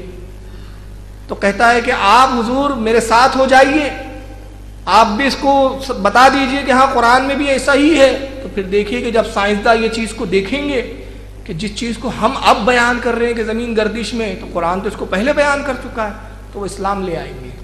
اعلیٰ حضرت نے ان کو جواب دیا. 2 کتابیں اس وقت اعلیٰ حضرت نے لکھی. ایک کتاب لکھی جس کا نام ہے اعلیٰ حضرت کی نزول آیاتی فرقان بسکون و زمین و آسمان. اس کتاب میں اعلیٰ حضرت نے قرآن و حدیث سے ثابت کیا کہ زمین رکی ہوئی ہے. یہ کتاب اسلام کے ماننے والوں کے لیے تھی. اب ظاہر ہے یہ تو مسلمان مان لیں گے کہ قرآن میں آیا ہے کہ زمین گردش نہیں کرے، لیکن سائنسداں کیوں ماننے لگے؟ جب وہ اسلام ہی نہیں مانتے تو آپ کے قرآن کی بات کیوں مانے، حدیث کو کیوں مانے؟ ان کے لیے اعلیٰ حضرت نے دوسری کتاب لکھی. مگر اپنے اس مرید کو کیا کہتے ہیں وہ بڑے پیارے جملے میں پڑھ کے سناتا ہوں. کہتے ہیں محب فقیر، فقیر یعنی اپنے آپ کو کہہ رہے ہیں، اے مجھ سے محبت کرنے والے میرے مرید، سائنس یوں مسلمان نہ ہوں گی کہ جتنے اسلامی مسائل ہیں ان کو آیات و نصوص میں تعویلات دور از کار کر کے سائنس کے مطابق کر لیا جائے. یوں تو معاذ اللہ اسلام نے سائنس قبول کیا، نہ کہ سائنس نے اسلام. بات سمجھ رہے ہیں آپ؟ جتنے اسلام سائنسدان جو باتیں نئی نئی لائیں گے اور ہم اسلام کے قانون کو، اسلام کی باتوں کو اس کے مطابق ڈھالتے جائیں گے، تو ہوا یہ کہ سائنس نے اسلام قبول نہیں کیا بلکہ اسلام نے سائنس قبول کر لیا. تو یہ تو ایسا ہو جائے گا. بلکہ وہ مسلمان ہوں گی تو یوں کہ جتنے اسلامی مسائل سے اسے خلاف ہے، جتنے اسلامی معاملوں میں سائنس اختلاف کرتا ہے، سب میں مسئلہ اسلامی کو روشن کیا جائے، دلائل سائنس کو مردود اور پامال کیا جائے. اس طرح وہ مسلمان ہوں گی. آپ فرماتے ہیں کہ جتنے مسائل ہیں جہاں جہاں سائنسداں اسلام کے خلاف بات کرتے ہیں، وہاں مسلمان سائنسداں اور ماہرین کو چاہیے کہ اس پہ تحقیق کرے اور یہ ثابت کرے کہ اسلام کا ہی نظریہ صحیح ہے. تو اس طرح اسلام سائنس جو ہے اسلام قبول کریں گی. انہوں نے یہ بات لکھی اعلیٰ حضرت نے، اور ان کی تسلی کے لیے کتاب لکھی جس کا میں نے بھی نام بتایا، نزول آیاتی فرقان بسکون و زمین و آسمان. اور اس کے بعد ایک دوسری کتاب اعلیٰ حضرت نے لکھی جس کا نام ہے فوز مبین در رد حرکت زمین. یہ کتاب دیکھیے یہاں یہ ہے فوز مبین، جو ابھی اردو اس کا نام رکھا گیا ہے زمین ساکن ہے. یہ چھپ چکی ہے، میرے پاس پرانا بھی ایک ایڈیشن ہے، یہ ابھی نیا آیا ہے بالکل، جس کا نام ہے فوز مبین در رد حرکت زمین. اس کتاب میں اعلیٰ حضرت نے زمین گردش نہیں کرتی اس پر سائنٹیفک دلیلیں دی، اور اس میں آپ جتنی چیزیں دیکھیں گے سب ڈائیگراموں سے اور سائنس کی زبان میں سب گفتگو فرمائی. چنانچہ اعلیٰ حضرت نے 105 دلیلوں سے ثابت کیا کہ زمین رکی ہوئی ہے. اب دیکھیے زمین گردش کیسے کرتی ہے. بقول سائنسدانوں کے 2 قوتیں مانتے ہو زمین کے تعلق سے، ایک ہوتا ہے نافریت اور ایک ہوتا ہے جاذبیت. یہ تو اردو ورڈ میں نے استعمال کیا، انگلش میں جس کو ہم کہتے ہیں اٹریکشن اور کوٹیشن. دیکھیے اب یہ تھیوری کیا ہے. نیوٹن جو پہلا سائنسداں ہے جو زمین کی جذب کی جاذبیت کا قائل تھا، زمین کے گریویٹی کا قائل تھا، نیوٹن پہلا ہے. اس نے سیب گرتے ہوئے دیکھا، اعلیٰ حضرت نے اس کا بھی رد کیا. اعلیٰ حضرت گریویٹی کو نہیں مانتے، اور گریویٹی جب تک زمین میں تسلیم نہ کی جائے اس وقت تک گردش کا معاملہ حل نہیں ہوتا. تو اعلیٰ حضرت نے پہلے کیا کیا نافریت جو ہے مطلب دفاع کی جو قوت ہوتی ہے اس کا 12 دلیلوں سے رد فرمایا، اور اس کے بعد جاذبیت کا جو معاملہ ہے اس کو 50 دلیلوں سے آپ نے رد کیا۔ اس طرح یہ تو کل کتنے ہو گئے؟ 72 دلیلیں، اور باقی پھر جتنی 105 میں جو بچتی ہے اس سے زمین کے ساکن ہونے کا ثبوت دیا اور زمین کے گردش کا رد فرمایا۔ اب میں کچھ دلیلیں یہاں آپ کو زبانی بتا دیتا ہوں، جس کو تفصیل ہے کتاب پڑھیں تھوڑا سا۔ ایک نیوٹن کا ایک قول ہے کہ ایک رسی لیجیے، آپ رسی پہ ایک پتھر باندھ دیجیے اور اس کو گھمائیے۔ آپ جب آپ گھماتے ہیں تو کیا ہوتا ہے؟ کبھی کیا ہے آپ نے پریکٹیکل؟ وہ پتھر آپ سے بھاگنا چاہتا ہے، اور اگر اس کو آپ چھوڑ دیں تو فورس سے بہت دور جائے گا۔ اب یہ ایک تھیوری ہے، اعلیٰ حضرت نیوٹن کی اسی تھیوری سے اسی کا رد کر کے کہتے ہیں کہ جب تم یہ مانتے ہو کہ جب چیز کو قوت سے گھمایا جاتا ہے تو اس میں ایک فورس ہوتا ہے، باہر کی دفاع کی قوت اس میں پیدا ہوتی ہے، جو دفاعیت قوت ہوتی ہے، نافریت جس کو ہم کہتے ہیں، باہر بھاگنا چاہتی ہے۔ جب یہ زمین اتنی تیزی سے گھوم رہی ہے تو اس میں 3 حصے پانی ہیں، تو پھر چاہیے کہ جتنے ندی نالے ہیں سب کا پانی دنیا سے باہر ہو جائے یا دنیا کے کنارے پہ ہو جائے۔ آپ اس کا ایک پریکٹیکل کیجئے، ایک پلیٹ لیجئے، پلیٹ میں ریت پھیلا دیجئے اور پلیٹ کو زور سے گھمائیے گول، تو آپ کیا دیکھیں گے؟ جتنی ریت ہے وہ سب کناروں پر ہو گئی۔ کیوں؟ اس میں نافریت کی قوت بقول نیوٹن کے۔ اعلیٰ حضرت نے حالانکہ نافریت کا بھی انکار کیا، آپ نے فرمایا کہ یہ جو بھاگتی ہے نافریت نہیں ہے بلکہ قوت ہے ایک، اور یہ دوسری قوت ہے، جتنی قوت سے گھمایا جائے گا اتنی قوت اس میں پیدا ہوں گی، اور جتنا سلو گھمائیں گے اتنا وہ اس کی قوت میں کمی واقع ہوں گی۔ اس طرح سے اعلیٰ حضرت نے اور بھی دلیلیں دی۔ ایک دلیل پرانے عالموں کی میں بتا دیتا ہوں، اعلیٰ حضرت نے اس کا حالانکہ کچھ جگہ نقص بتائے ہیں لیکن میں آپ کو عام فہم طور پہ بتا دیتا ہوں۔ ایک ہیلی کاپٹر کو آپ زمین سے بلند کیجئے، بہت اوپر لے جائیے، تقریباً یا 1000 فٹ پر لے جائیے، اور لے جانے کے بعد اس کو روک دیجئے، کچھ سیکنڈ کچھ منٹ روکیے، اور اس کے بعد اس جہاز کو اتاریے جی، تو کیا ہوگا؟ مان لو بامبے سے ایک آپ نے پلین اڑایا یا بامبے سے ایک ہیلی کاپٹر کو اڑایا اور روک دیا، اب زمین تو گم رہی ہے، 5 منٹ کے بعد آپ نے ہیلی کاپٹر کو زمین پہ اتارا تو ہیلی کاپٹر کہاں اترنا چاہیے؟ کسی اور ملک میں نا، وہ بامبے میں ہی اترتا ہے۔ اس کا جواب کیا سائنسداں دیتے ہیں کہ زمین کی جو کشش ہے، گریویٹی، وہ بھی اس کو اپنے ساتھ لے کے چلتی ہے۔ اس کا بھی اعلیٰ حضرت رد فرماتے ہیں کہ جب زمین میں اتنی گریویٹی ہے، اتنی کشش ہے کہ جو اتنے بڑے جہاز کو اپنے ساتھ گھما سکتی ہے، اگر اس کو روکا گیا اور وہیں رات بھر بھی ٹھہرا رہا تو بامبے میں ہی اتریں گے، اگر بامبے سے سیدھا اڑاتا ہو تو اتنے میں ہے، تو چاہیے کہ انسان تو پھر قدم بھی نہ اٹھا سکے، ایسی گریویٹی پکڑ لے انسان کے قدموں کو کہ ہل بھی نہ سکے۔ تو اس طرح کی بہت ساری دلیلیں ہیں، آپ فوز مبین کا مطالعہ کیجئے۔ اور میں اس میں ایک بات آپ کو بتا دوں کہ فوز مبین اس وقت انگریزی زبان میں بھی آ چکی ہے، جو اردو سے تکلیف ہے جن کو، 2 ترجمے اس وقت منظر عام پر آئے ہیں، ایک تو کتابی شکل میں ہے، شاید نیٹ پر مل جائے، لیکن ایک نیٹ پر آ چکا ہے، اور نیٹ سے میرے پاس ہے، وہ ڈاؤن لوڈ کر کے لائے میرے احباب نے، تو جس کو اگر چاہیے انٹرسٹ ہو تو وہ پین ڈرائیو لے کر آ کے مجھ سے کاپی کر کے لے جا سکتے ہیں۔ ایک doctor Iqbal open university Pakistan کے پروفیسر ہے جن کا نام ہے پروفیسر ابرار حسین صاحب، انہوں نے اس کا ترجمہ کیا ہے فوز مبین کا انگلش میں، اور ایک دوسرے مولانا عبد الحمید صاحب، یہ بھی پاکستان کے ہیں، ان کا بھی ترجمہ آیا ہے جس کا نام ہے a fire success refuting motion of earth, اس نام سے یہ کتاب ابھی انگلش میں نیٹ پر آ چکی ہے۔ اب آئیے میں اس کے بعد ایک چیز بتاتا ہوں آپ کو کہ 1880 میں جو ہے البرٹ ایپوٹا نے پیشن گوئی کی تھی، کتنے میں؟ 1880 میں۔ اعلیٰ حضرت نے اسی وقت رد کیا، جواب دیا۔ اعلیٰ حضرت کے بہت بعد میں تقریباً 5 یا 6 سال کے بعد سر سید احمد خان نے بھی ایک کتاب لکھی، اور اس کتاب میں بھی سر سید صاحب نے ثابت کیا کہ زمین رکی ہوئی ہے۔ تو اب اگر کسی کو اعلیٰ حضرت کی تھیوری ہضم نہ ہو رہی ہو تو اس کو سر سید کی کم سے کم کر لینا چاہیے۔ تو سر سید نے جو کتاب لکھی اس کا کیا نام ہے؟ اس کا نام ہے قول متین در ابطال حرکت زمین، یہ سر سید نے بھی اس میں ثابت کیا ہے۔ مگر اعلیٰ حضرت اور ان کی کتاب میں کیا فرق ہے؟ 2 فرق ہے۔ پہلا فرق یہ ہے کہ زمین ساکن ہے، یہ پہلے بولنے والے اعلیٰ حضرت ہیں جب دنیا پوری مان رہی تھی۔ سر سید کو 5 سال بعد ہوش آیا، ایک بات، اور دوسری بات کہ سر سید نے اس کے اندر قرآن و حدیث سے ثابت کیا، عقلی دلائل سے ثابت کیا کہ زمین گھومتی نہیں ہے۔ مگر اعلیٰ حضرت وہ پہلے شخص ہے کہ جنہوں نے زمین کے ساکن ہونے پر جو ثبوت دیے وہ سائنٹیفک دیے ہیں، اس میں قرآن و حدیث کا سہارا نہیں لیا ہے، اس لیے کہ دنیا کو آپ قرآن و حدیث سے تھوڑی سمجھا سکتے ہیں۔ اعلیٰ حضرت کی تھیوری کی برکتیں کیا ہوئی،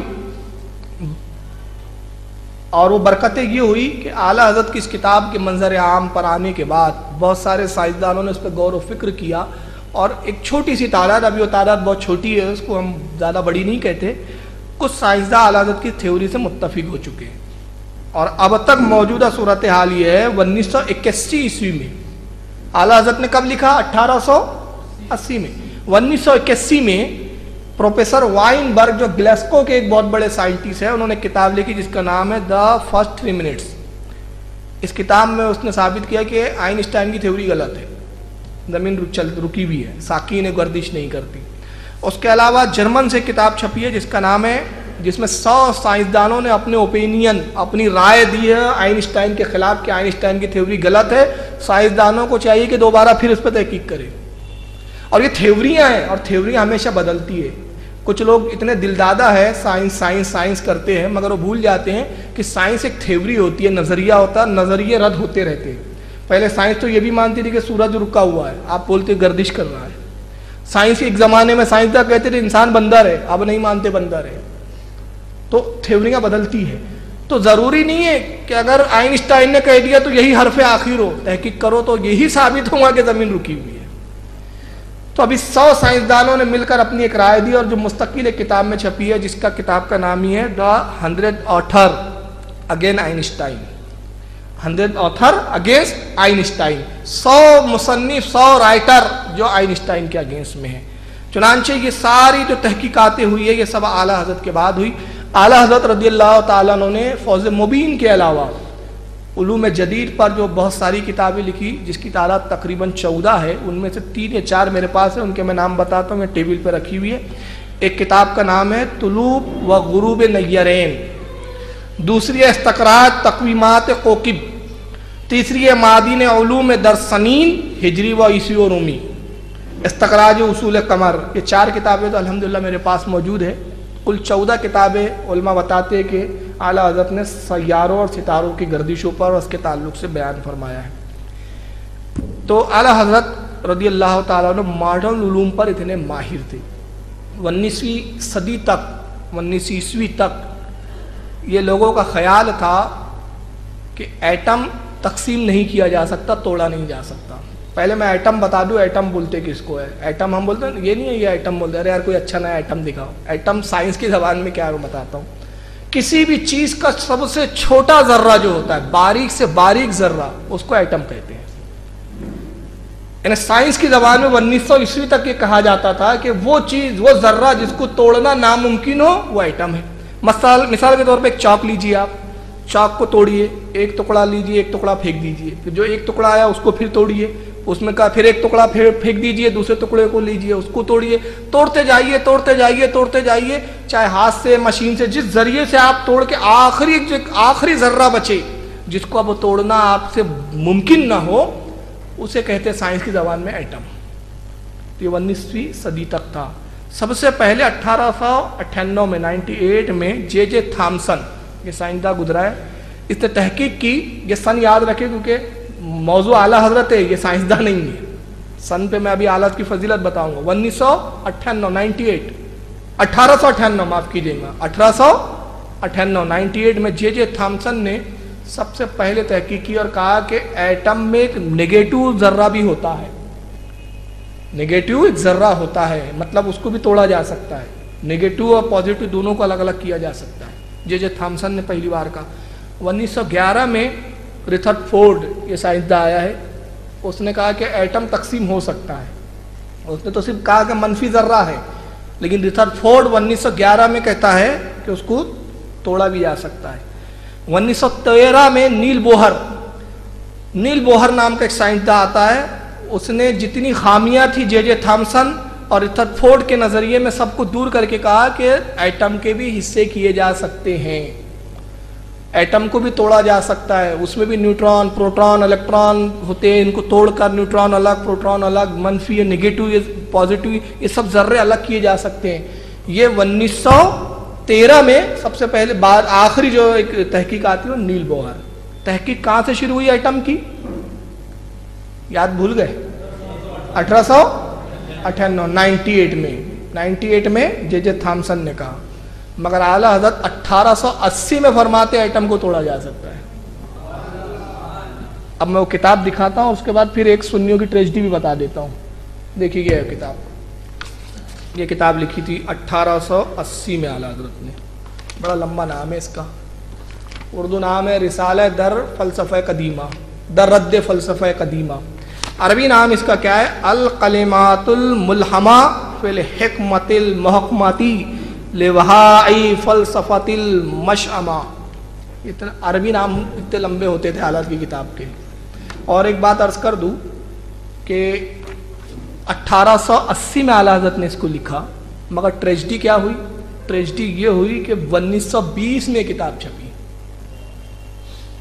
اور 1898 میں جے تھامسن کا نام تاریخ میں ایٹم کی تحقیق کے اندر پہلے نمبر پر آ گیا.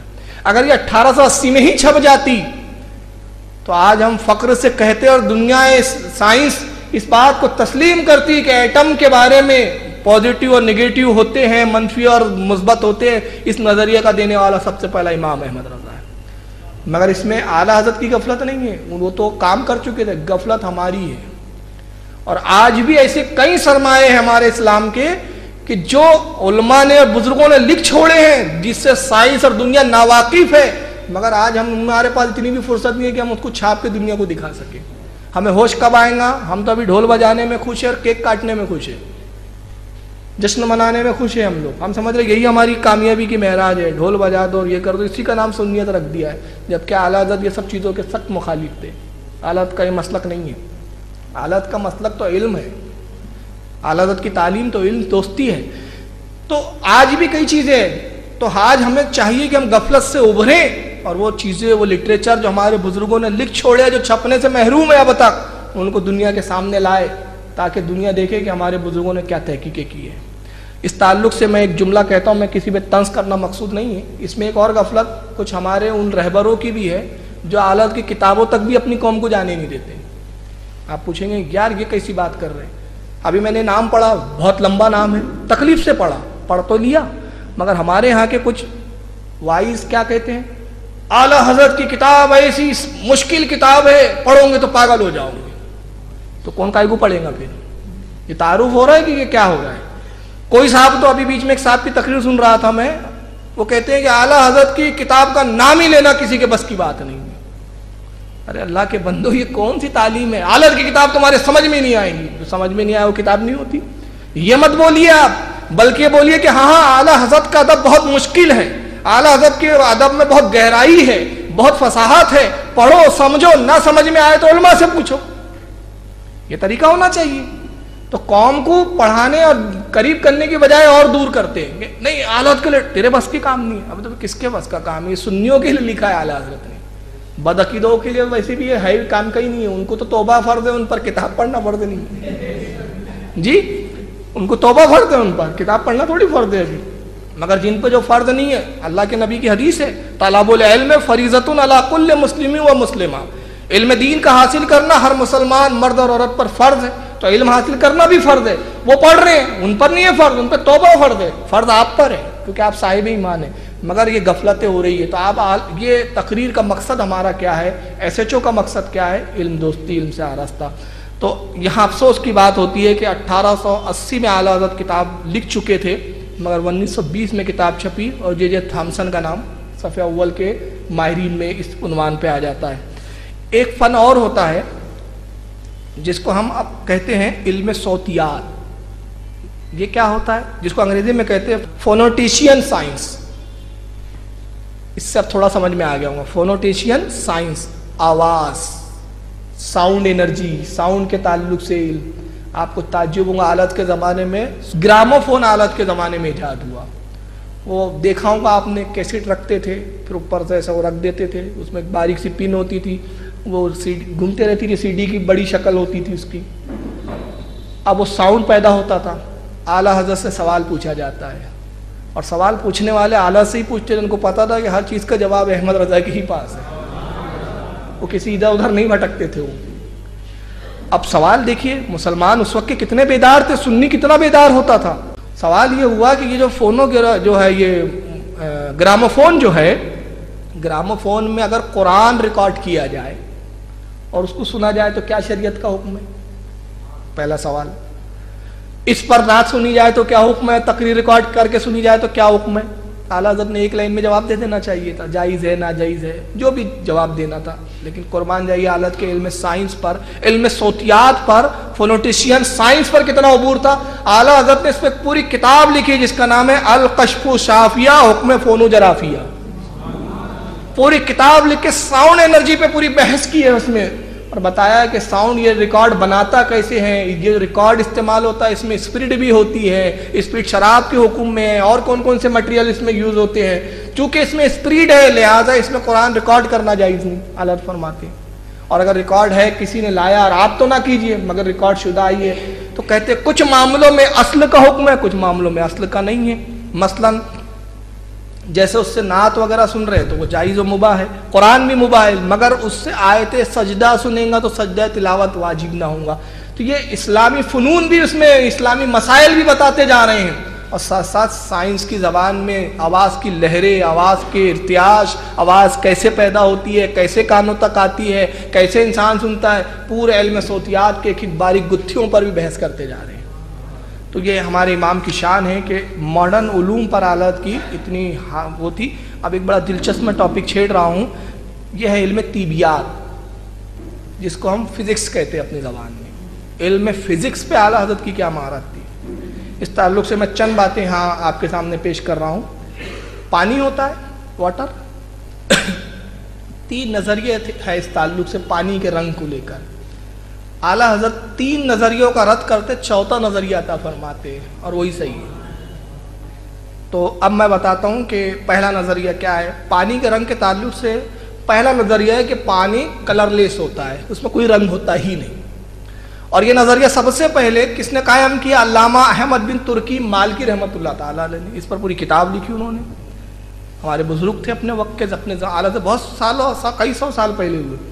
انہوں نے تحقیق کی, اور تحقیق ان کے نزدیک جو دلائل تھے دلیل دے دے کے ثابت کیا کہ پانی کا کوئی رنگ نہیں ہوتا, کلر لیس ہوتا ہے. ان کی دلیل کتنی تھی, آئیے میں ان کی دلیل کا نچوڑ سنا دیتا ہوں. وہ کہتے ہیں کہ پانی, پہلی دلیل یہ تھی ان کی کہ پانی کا رنگ نہیں ہوتا, اس کا سبب یہ ہے کہ جو رنگ اس میں ملا وہ رنگ بن جاتا ہے. اور یہ ہوتا ہے, مشاہدہ ہے, پریکٹیکلی بات ہے. پانی میں آپ لال رنگ ڈالیے لال ہو جائے گا, نیلا ڈالیے نیلا ہو جائے گا. تو کہتے ہیں کہ اگر اپنا خود کا اس کا رنگ ہوتا تو چاہیے کہ اگر کلر رنگ تھوڑا سا ڈالے تو کچھ بھی رنگ نہ بنے, اس کا اپنا رنگ حاوی ہو, مگر ہوتا ہے کہ وہ رنگ کا اثر لے لیتا ہے, تو اس کا مطلب وہ کلر لیس ہوتا ہے, اس میں رنگ نہیں ہوتا.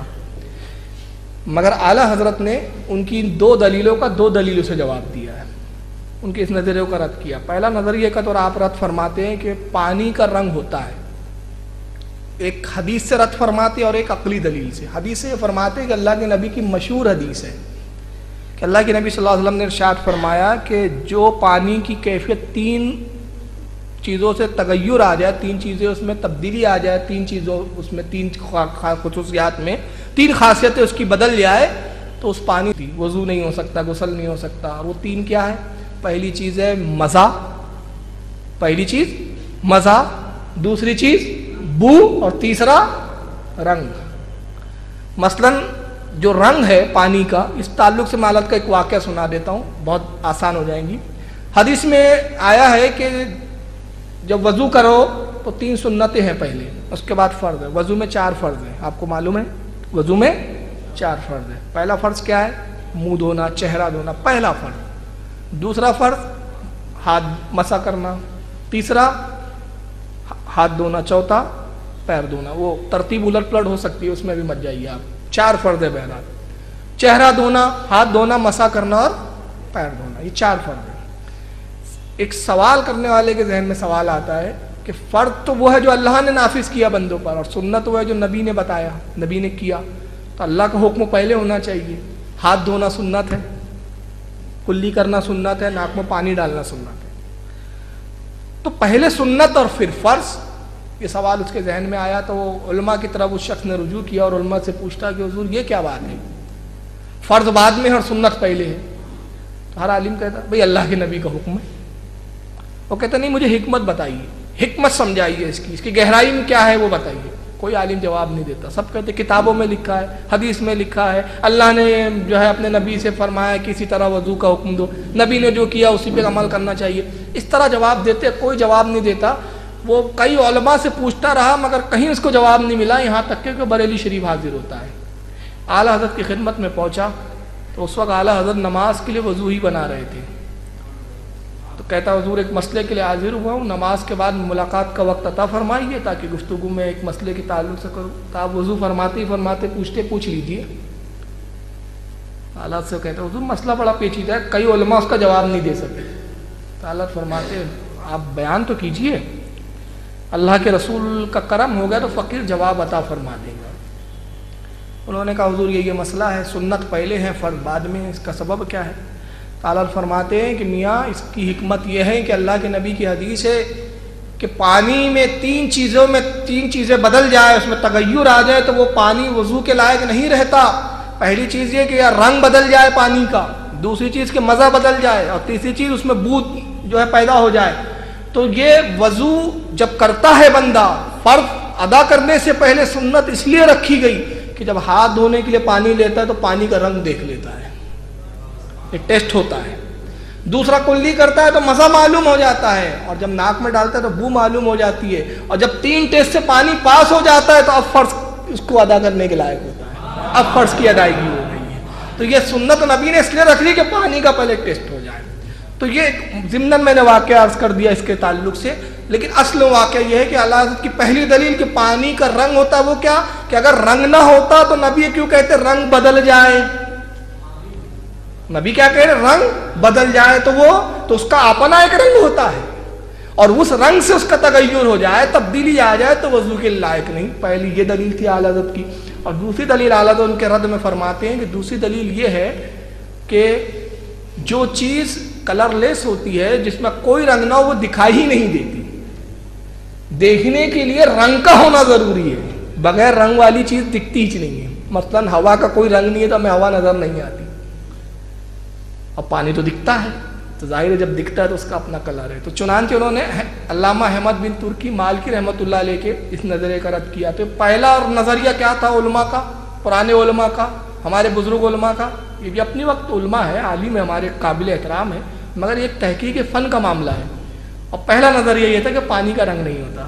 دوسرا نظریہ علماء کا یہ ہے کہ پانی کا رنگ ہوتا ہے اور وہ سفید ہوتا ہے, وہ سفید ہوتا ہے.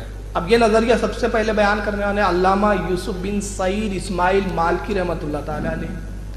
انہوں نے کہا کہ پانی کا رنگ تو ہوتا ہے مگر وہ سفید ہوتا ہے. اعلیٰ حضرت نے ان کا بھی رد فرمایا, کہا نہیں پانی کا رنگ سفید بھی نہیں ہوتا, رنگ ہوتا ہے لیکن سفید نہیں ہوتا. انہوں نے تین دلیلیں دی اس تعلق سے. علامہ اسماعیل علیہ رحمہ نے تین دلیلیں دی پانی کے سفید رنگ ہونے. پہلی دلیل دیتے ہیں کہ مشاہدہ, ہم دیکھتے اپنی آنکھوں سے وائٹ سفید دکھتا ہے پانی, تو پہلی دلیل تو مشاہدہ. کہتے دوسری دلیل حدیث پاک ہے. دیکھیں وہ حدیث لاتے ہیں, اللہ کے نبی نے فرمایا کہ حوض کوثر کی نہر دودھ سے زیادہ سفید اور مشک سے زیادہ خوشبودار ہے. یہ ان کی دلیل تھی. سرکار نے کہا حوض کوثر جو میرا کوثر ہے, میری نہر ہے کوثر میں, اس کا پانی دودھ سے زیادہ سفید. تو کہا دیکھو رسول نے کہا دودھ سے زیادہ سفید, تو مطلب سفید ہے. یہ دوسری دلیل تھی. تیسری دلیل کہ جب پانی کو ہم جما دیتے ہیں برف بن جاتی ہے تو وہ سفید دکھتا ہے. یہ تین دلیل تھی. اب اعلیٰ حضرت تینوں دلیلوں کا رد کیسے کرتے ہیں؟ یہ ہے اعلیٰ حضرت کی شان. پہلی دلیل آپ فرماتے ہیں کہ صرف اگر مشاہدے پر ہی آپ نے بات رکھی ہے تو چلیے اسی پانی کو لیجئے, ایک وائٹ کپڑا لیجئے آپ اور اس میں پانی ڈال دیجئے سفید کپڑے پہ. پانی کا رنگ کون سا ہوتا ہے؟ سفید کہاں ہوتا ہے؟ کبھی ڈال کے دیکھو بولا آپ اپنے, ہلکا کالا پن جھلکتا ہے. حالت کہتے ہیں اگر پانی کا رنگ سفید ہوتا تو سفید میں مل کے تو اور سفید دکھنا چاہیے, وہ کالی پن کیوں نظر آتا ہے ہلکا سا, ہلکا براؤنش. ایک چیز. دوسری دلیل کیا دیتے ہیں؟ دودھ سفید ہے, دودھ میں جب آپ پانی ملا دو تو دودھ میں ہلکا نیلا پن جھلکتا ہے. آپ پریکٹیکل کر کے دیکھ لینا. تعالیٰ کہتے ہیں جب پانی سفید ہے تو دودھ بھی سفید ہے, دودھ میں پانی ملایا تو اور وائٹنس بڑھ جانا چاہیے. یہ نیلاہٹ کیوں آ رہی ہے, نیلا پن کیوں آ رہا ہے؟ اور تیسری دلیل کیا دیتے ہیں کہ نبی پاک نے جو فرمایا کہ میری نہر دودھ سے زیادہ سفید میری کوثر کا پانی. اعلیٰ فرماتے ہیں وہاں کی دنیا کے احکام ہی الگ ہے. جب آپ نے حدیث کا ایک ٹکڑا لے لیا, حضرت علامہ اسماعیل کو مخاطب کر رہے, جب آپ نے حدیث کا ٹکڑا لے لیا کہ کوثر جو ہے میری دودھ سے زیادہ سفید, تو رسول نے یہ بھی تو کہا کہ مشک سے زیادہ خوشبودار, جبکہ یہاں کا پانی خوشبودار نہیں ہے. تو یہ ادھوری دلیل تو کام نہیں دیں گی. اور دوسرا کیا کہتے ہیں کہ وہاں کے احکام, وہاں کے معاملات الگ ہے. مثلا ہماری آگ روشن ہے, لال ہے, سرخ ہے, اور اللہ کے نبی کی حدیث ہے جہنم کی آگ کالی ہے. تو اب اس حدیث کی دلیل سے آپ یہاں کی آگ کو کہیں گے آگ کالی ہے, کوئی بھی مذاق اڑائے گا, کہیں گے دیکھو کالی کالی آگ جل رہی ہے, یہ تو لال ہے, کہاں سے آگ کالی ہے. تو یہ دلیل نہیں ہے. اب تیسری دلیل انہوں نے جو علامہ اسماعیل مالکی رحمۃ اللہ علیہ, سعید اسماعیل مالکی رحمۃ اللہ علیہ نے جو بیان کی تھی, تیسری دلیل ان کی کیا تھی کہ جب یہ جما دیتے ہیں ہم پانی تو برف بنتا ہے, برف سفید ہوتا ہے. اعلیٰ فرماتے ہیں کہ سفیدی کا سبب کیا ہے, جمنا اس کا رنگ نہیں ہے, در حقیقت روشنی میں سے جب ہوا جب جو ہے کسی چیز میں سے گزرتی ہے تو اس چیز کو چمکدار بنا دیتی ہے. تو جب برف جمتی ہے تو کہیں کہیں اس میں ہوا داخل ہوتی ہے, باریک باریک آپ نے دیکھے ہوں گے ببلز بن جاتے ہیں اندر, اس کی روشنی, اس کی لائٹ اس کو وائٹ دکھاتی ہے. اور اس کی دلیل میں آپ کہتے ہیں کہ اگر یہی ہے کہ جمنے کے بعد وہ سفید ہو دکھ رہی ہے, تو آپ کہہ رہے ہیں تو مچھلی کا آپ کاٹیے, مچھلی کی جو صوبت نکلتی ہے جو سرخ رنگ ہوتا ہے مچھلی کا, مگر وہ جمنے کے بعد سفید نظر آتا ہے. اور دوسرا اعلیٰ ایک آخری جو دلیل دیتے ہیں وہ کہتے ہیں کہ خون لال ہوتا ہے مگر جمنے کے بعد اس کا رنگ کالا, ڈارک براؤنش, بہت براؤن ڈارک دکھتا ہے, ایک دم کالے کے قریب. حالت کہتے ہیں کہ اگر جمنے میں اس کا یہ رنگ کالا دکھا تو کیا آپ اس پر کہیں گے کہ خون جو ہے وہ کالا ہے, لالی کہیں گے؟ تو غرض کی یہ دلیل بھی کام نہیں آئی. تیسری دلیل جو علماء کی تھی وہ ہے کہ اب وہی جو آپ کہہ رہے تھے پانی کا رنگ کالا ہوتا ہے, اور یہ کہنے والے علامہ صفتی رحمۃ اللہ تعالیٰ علیہ تیسرا نظریہ ہے کہ پانی کا رنگ کالا ہوتا ہے. اور ان کی دلیل کیا تھی, ان کی دلیل حدیث پاک ہے کہ اللہ کے نبی حضرت عائشہ صدیقہ کہتی ہے کہ نبی پاک صلی اللہ علیہ وسلم کے گھر میں اکثر فاقے ہوتے, آپ کے گھر چولہا نہیں جلا کرتا تھا کئی روز تک. اپنے بھانجے سے فرماتی ہے, تو ان کے بھانجے حضرت عائشہ سے کہتے ہیں ام المومنین پھر آپ کیا کھایا کرتی تھی, رسول اللہ کیا کھایا کرتے تھے جب چولہا نہیں جلتا کئی دن؟ تو اللہ حضرت عائشہ کہتی ہے کہ اللہ کی نبی اور میرا دو چیزوں پہ گزارا ہوتا, دو کالی چیزوں پہ گزارا ہوتا, ایک کھجور اور ایک زمزم, ایک کھجور اور ایک زمزم. علامہ صفتی رحمت اللہ تعالیٰ علیہ اس حدیث سے دلیل لے کے کہتے ہیں کہ پانی کا رنگ کالا ہوتا ہے اس لیے کہ حضرت عائشہ نے کھجور تو کالی ہوتی ہے, اس کے ساتھ پانی کو بھی کالا فرمایا کہ دو کالی چیزیں. تو اعلیٰ حضرت نے اس کا بھی رد فرمایا کہ ایک چیز کو اغلب کہہ کر دوسری چیز کو غالب مان کر کہہ دیتے ہیں, اور اس کا جواب دینے کے بعد وہ تفصیلات ہے. آخری میں جو تحقیق فرماتے وہ کہتے ہیں کہ پانی کا رنگ نہ سفید ہوتا ہے, نہ کالا ہوتا ہے, نہ وہ کلر لیس ہوتا ہے, بلکہ وہ مائل با سیاہ, یعنی کالے سے کم اور سفید سے زیادہ درمیانی کیفیت میں ہوتا ہے. چنانچہ اعلیٰ حضرت رضی اللہ تعالیٰ عنہ کا آپ فزکس پر عبور دیکھیں تو آپ تعجب میں پڑ جائیں گے کہ اعلیٰ حضرت پانی کی کیفیات اور اس کے رنگ پر بھی کتنی مہارت رکھتے تھے. اب آئیے پانی کی ڈینسٹی پر اعلیٰ کے عبور کا عالم کیا تھا پتہ ہے؟ اب یہ بڑا عجیب سوال ہے, میں نے جب پڑھا تو مجھے بڑا تعجب ہوا. یہ عرفان شریعت ہے اور اس کا صفحہ نمبر 25 ہے. صفحہ نمبر 25 پر اعلیٰ سے ایک سوال پوچھا گیا. اب دیکھیے سوال پوچھنے والی بھی کیسے سوال لاتے تھے. وہ تھانوی اور گنگوئی کے پاس جاتی ہی نہیں تھے ایسے سوال لے کے, ان کو پتہ تھا کچھ نہیں ہے یہاں پر. اور وہ تو کل آپ سنیں گے ہمارا مجدد تمہارا مجدد. اب کل کا موضوع دلچسپ ہے انشاءاللہ.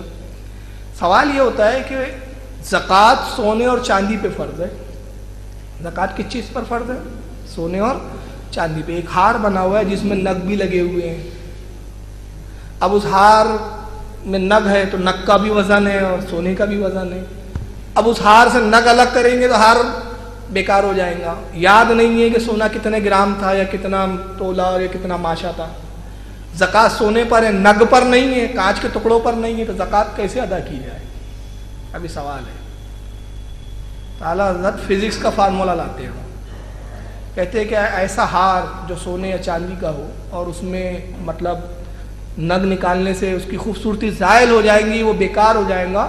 تو اس میں یہ پتہ لگانا ہو کہ کتنا سونا ہے اور کتنا نگ. تو اس کا طریقہ یہ ہے کہ ایک برتن لیجئے، برتن میں پانی بھر دیجئے، کانچ کا برتن لیجئے، پانی بھر دیجئے، پھر ایک ترازو لیجئے، ایک پلے میں وہ ہار رکھ دیجئے یا جو بھی زیورات ہے جس میں نگ لگے، اور اس پلے کو اس پانی کے برتن میں ڈال دیجئے، ایسا کہ وہ تہہ پر بھی نہ چپکے اور پانی سے اوپر بھی نہ ہو، پانی میں ڈوب جائے لیکن برتن کی تہہ پر نہ لگے، بیچ میں وہ پانی کے رہے. تو جیسے ہی آپ ڈالتے ہیں ترنت کیا ہوتا ہے، اس کا وزن کم ہو جاتا ہے. پانی میں کوئی بھی چیز اپنا وزن کھو دیتی ہے، کم ہو جاتا ہے پانی میں وزن. اس کے بعد جو باہر دوسرا ہوا میں پلہ ہے اس میں وزن ڈالتے جائے گی. جب پلہ ترازو کا برابر آ جائے تو جتنا وزن ہے اس کو شمار کر لیجئے، وہی سونے کا وزن ہے. یہ ہے، آپ کر کے دیکھ لیجئے اس کو گھر پہ پریکٹیکل. ایسی چیز جس کا وزن آپ کو پہلے سے معلوم ہو سونے کا. تو یہ فزکس کا فارمولا دیتے ہیں. ایک لائن کا سوال ہوتا ہے اعلیٰ حضرت سے. سوال کیا ہے؟ جائز ہے اور کس پانی سے وضو جائز نہیں. ایک لائن کا جواب ہے اس کا. مائع مستعمل پانی سے وضو جائز نہیں، جو پانی مائع مستعمل نہ ہو اس سے وضو جائز ہے. ہو گیا جواب. مگر اعلیٰ حضرت قلم کے دھنی تھے، شہنشاہ قلم تھے. اب پوچھنے والے نے پوچھا تو دریا علم جوش میں آیا اعلیٰ حضرت کا. جب قلم چلنے لگتی ہے ایک پوری مستقل کتاب لکھتی ہے اعلیٰ حضرت، اور لکھنے کے بعد پانی کی کتنی قسمیں، 306 قسمیں بیان فرماتے ہیں. اور ان 306 قسموں میں پانی میں آپ 160 قسمیں بتاتے ہیں جس سے وضو کرنا جائز ہے، اور 146 قسمیں وہ ہیں جس سے وضو کرنا ناجائز ہے. پھر اس کے بعد آپ دنیا کے مختلف سمندروں کے پانی کی تاثیر پہ گفتگو کرتے ہیں. افریقہ میں ایک درخت ہوتا ہے، اس کی شاخ ہوتی ہے، بیل ہوتی ہے، بیل. اعلیٰ حضرت اس بیل کا ذکر کرتے ہیں. کہتے ہیں کہ جب اس کو آپ نچوڑتے ہیں اس میں پانی نکلتا ہے، اور اتنی بڑی بیل لی جائے تو اتنا گیلن پانی نکل جائے گا. اس سے وضو کا کیا حکم ہے؟ پوری پانی پر بحث کرتے ہیں، اور بحث کر کے 306 قسم پانی کی. یہاں پر دعوے سے کہا جا سکتا ہے کہ دنیا کی کوئی ایسی کتاب نہیں ہے فتاوی رضویہ کے علاوہ جس میں پانی کی 306 قسموں کا بیان کیا گیا ہو، سوائے فتاوی رضویہ ہے. تو یہ اعلیٰ حضرت کے علم فزکس اور یہ اس پر مہارت حاصل تھی. تو یہ اعلیٰ حضرت کے علوم کا عالم تھا کہ سرکار اعلیٰ حضرت علم ارضیات ہو، علم کیمیا ہو، کیمسٹری ہو، بایولوجی پر بھی آپ کی کتابیں ملتی ہیں. اس کے علاوہ علم طب پر آپ کی تھیوریاں اور آپ کے نظریات ملتے ہیں. آپ فتاوی رضویہ کا جس اینگل سے مطالعہ کرو آپ کو ہر چیز اس کے اندر آپ کو نظر آتی ہے. یہی وجہ ہے کہ اپنے تو اپنے غیر بھی اعلیٰ حضرت کے علم کو لوہا مانتے ہوئے نظر آتے ہیں. یہ فضل خداوندی تھا اعلیٰ حضرت پر. یہ سب رسول اللہ کی بارگاہ سے عطا کیے گئے تھے. آج ضرورت ہے کہ اعلیٰ حضرت کی ان کتابوں کا ہم مطالعہ کریں، دوسروں تک پہنچائیں. اور آج ماشاءاللہ بہت ساری کتابیں تو چھپ بھی چکی ہے، چھپ رہی ہے، اور یہاں تک کہ نیٹوں پر آنے لگی ہیں. آپ یہ کتابوں کو حاصل کریں، پڑھیں. نہیں سمجھ میں آئے تو جو جاننے والے ہیں، پڑھنے والے، سمجھنے والے، ان کی طرف رجوع کریں، ان سے سمجھیں. اللہ تعالیٰ سے دعا ہے کہ مالک کائنات ہمیں اعلیٰ حضرت کے علم سے استفادہ کرنے کی توفیق عطا فرمائے. وما علینا الا البلاغ المبین.